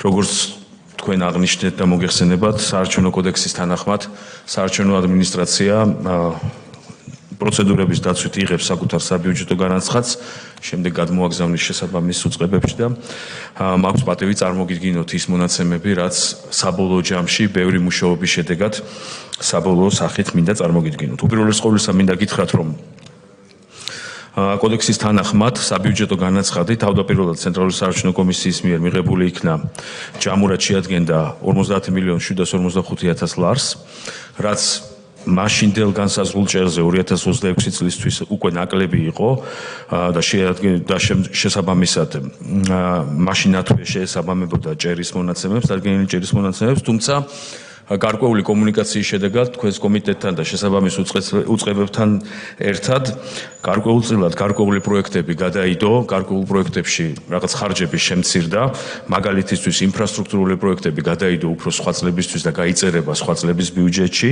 ასევე ვთქვათ შემცირდა ხარჯები ტრენინგებში, მივლინებებში, რაც თავარია შრომის ანაზღაურების ხარჯები, ასევე შრომითი ხელშეკრულებებით დასაქმებელი პირების ხარჯები შემცირდა და საბოლოო ჯამში ამ შემცირებამ შეადგინა 7 მილიონი ლარის ოდენობის თანხა და სულ დღეისთვის შემიძლია წარმოგიდგინოთ საბოლოო მონაცემი, რაც შეადგენს 43.745.000 ლარს და რაც 7.198.000 ლარით ნაკლებია დადგენილ ჭერზე.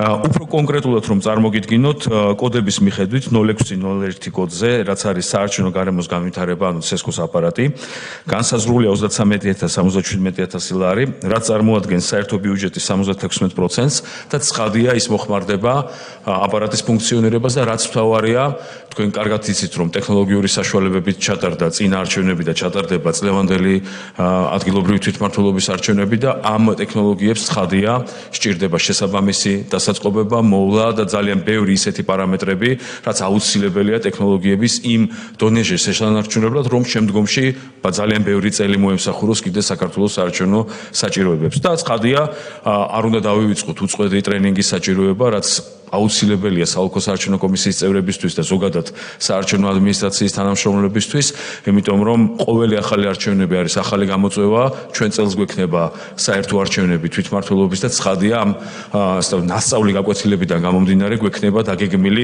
შესაბამისი ტრენინგ პროექტები, რომელიც მოხმარდება შიდა ინსტიტუციურ განვითარებას.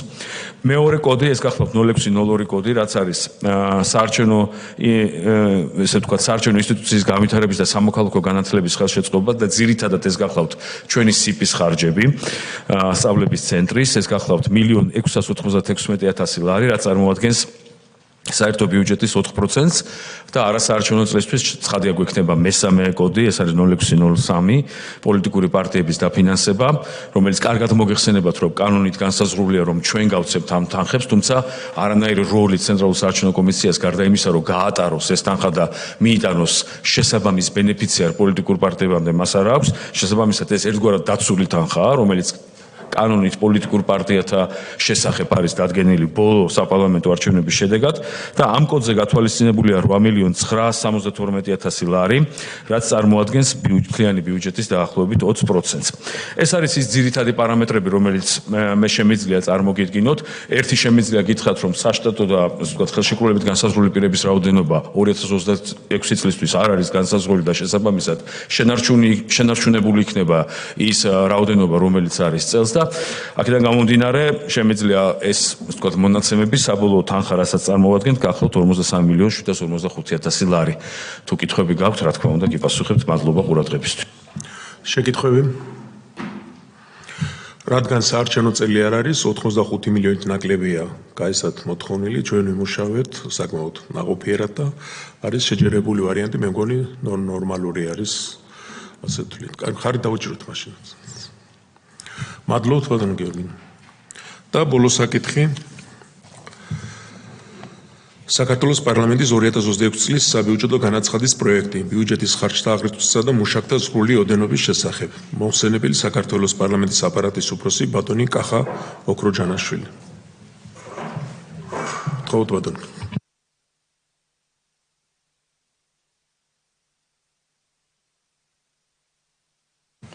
ბატონო თავმჯდომარე, არჩევნო დეპუტატებო, სტუმრებო, კოლეგებო, მოგესალმებით. წარმოგიდგენთ საქართველოს პარლამენტის დადგენილების პროექტს პარლამენტის 26 წლის ბიუჯეტის პროექტის დამტკიცების შესახებ.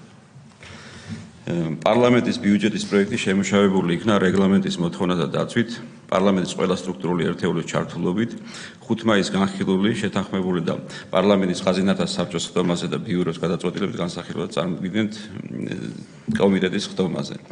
პარლამენტის 26 წლის ბიუჯეტის პროექტის მთავარი პარამეტრები უცვლელია და 25 წლის პარამეტრებს ემთხვევა.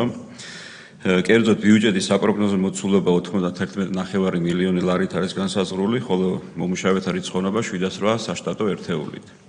შრომის ანაზღაურების მუხლი არ ითვალისწინებს მოქმედი კანონმდებლობით შრომის ანაზღაურების საბაზო კოეფიციენტის ცვლილებას და 47,75 მილიონი ლარის ოდენობით არის განსაზღვრული. ამ საკითხზე ჩვენ ვისაუბრეთ და შევთანხმდით ამ პარამეტრზე. საქონელი და მომსახურების მუხლი დაგეგმილია 31,79 მილიონი ლარის ოდენობით და 25 წლის გეგმასთან შედარებით გაზრდილია 2 მილიონი ლარით, რაც უკავშირდება სტაჟიორთა პროგრამის ამოქმედებას, ოფისის კომუნალური ხარჯების უმნიშვნელო ცვლილებას და დელეგატი ბიუროების დაფინანსების მცირე ზრდას. გრანტების და სოციალური უზრუნველყოფის მუხლების ზრდას არ ითვალისწინებს და 2025 წლის მოცულობით 0,15 და 0,9 მილიონი ლარით არის გათვალისწინებული. სხვა ხარჯების მუხში თანხა შეადგენს 4.35 მილიონ ლარს, 25 წლის დამტკიცებულ დაზუსტებულ გეგმასთან შედარებით ზრდა 354,000 ლარია, რაც უკავშირდება ჯანმრთელობის დაზღვევის მომსახურების ფასების ყოველწლიურ ზრდას და ამიტომ გაიზარდა 354,000 ლარით. არაფინანსური აქტივების მუხში გათვალისწინებული 6.7 მილიონი ლარი, აღნიშნული თანხიდან 4 მილიონი ლარი დაგეგმილია შენობის რეაბილიტაცია გამაგრებითი სამუშაოებისთვის, ხოლო დანარჩენი თანხები მოხმარდება სხვადასხვა ინფრასტრუქტურის და ლიცენზიების მოდერნიზებას შეძენას. 25 წლის ბიუჯეტის პროექტთან შედარებით ეს 2 მილიონი ლარით ნაკლებია. სხვა კითხვები თუ გაქვთ? მადლობთ. შეკითხვები ხომ არ არის? ბრძანეთ ბატონო. მოგესალმებით. ძალიან კარგია რომ ლამაზდება პარლამენტი, იმიტომ რომ სახია ჩვენი ქვეყნისა და შემოსასვლელები ძალიან კარგია. ოთახების გარემონდა და ამისთვის ძალიან დიდი მადლობა, მაგრამ შიდა ეზოში რომ შემოავლო და ძალიან ცუდად ხდება და ამიტომ უამრავი სტუმრები მოდის და ამ ბიუჯეტში გათვალისწინებულია თუ არ არის გათვალისწინებული რაღაცნაირად უნდა გავაკეთოთ, რომ იერსახე შიდა ეზოსი ირგვლივ შენობისა იყოს მოწესრიგებული. მადლობა. კი ბატონო, ეცოთეთ ბატონო გახა ერთი წუთით სხვა შეკითხვები ხომ არ არის? კარგით, გთხოვთ მაშინ. უკვე წელს ვაპირებთ ეზოში რაღაც სამუშაოების ჩატარებას, მოგეხსენათ ფანტანები, რომელიც არის მოწყობილი, ეს არ მუშაობს, გამოსულია თქვათ ის წყალის ჟონავს და შემდეგ სხვა ინფრასტრუქტურას აფუჭებს და აი ამ სივრცეებზე გვინდა მოვაწყოთ ესეთი ეგრეთ წოდებული საზაფხულო მცირე პარკები, სადაც ჩვენს თანამშრომლებს ექნებათ საშუალება, რომ შუადღით გამოვიდნენ და რაღაცა შეკრების მცირე ადგილი მოვაწყოთ. ეხლა სამუშაოსაც რო არ მოვაცდინოთ ძალიან, მაგრამ ცოტა გამდვითრის საშუალება მივცეთ და რაც შეეხება გარშემო ეს დიდი ბზარები რო არის, მაგაზეც ქონდა საუბარი და მოგეხსენებათ ამ ხელა შენობის გამაგრებას ცოტა სხვა თანხები ჭირდება, თანაც შენობა შესწავლილია და ძველ ყაიდაზე აშენებული ეგრეთ წოდებული ლენტური საძირკველი აქვს და მისი გამაგრება ესე შეუძლებელია. მაშინ პარლამენტმა უნდა შეწყვიტოს ფუნქციონირება და რაღაც დიდი სამუშაო უნდა ჩატარდეს. ამიტომ ეტაპობრივად ხდება მისი გამაგრება და აი ეს დიდი ბზარები რაც არის, მაგაზე აუცილებლად ვიფიქრებთ და რაღაცნაირად შევფუთავთ ისე, რომ ჯერ ერთი უსაფრთხო იყოს და მეორე ვიზუალურადაც უკეთესად გამოჩნდეს. მადლობა. კოლეგებო, მინდა გითხრათ, რომ შაშანდელთან შედარებით თანხა არ გაზრდილა, იგივე რჩება პარლამენტის დაფინანსება და ეს ბატონი კახას მიერ წარმოდგენილი ბიუჯეტი ხაზინათა საბჭოზე იყო დამტკიცებული. ამიტომ გთხოვთ ხარი დაუჭიროთ ამ საკითხს. მადლობა. ამით კომიტეტის სხდომა დასრულებულია. მადლობა ყველას მობრძანებისათვის.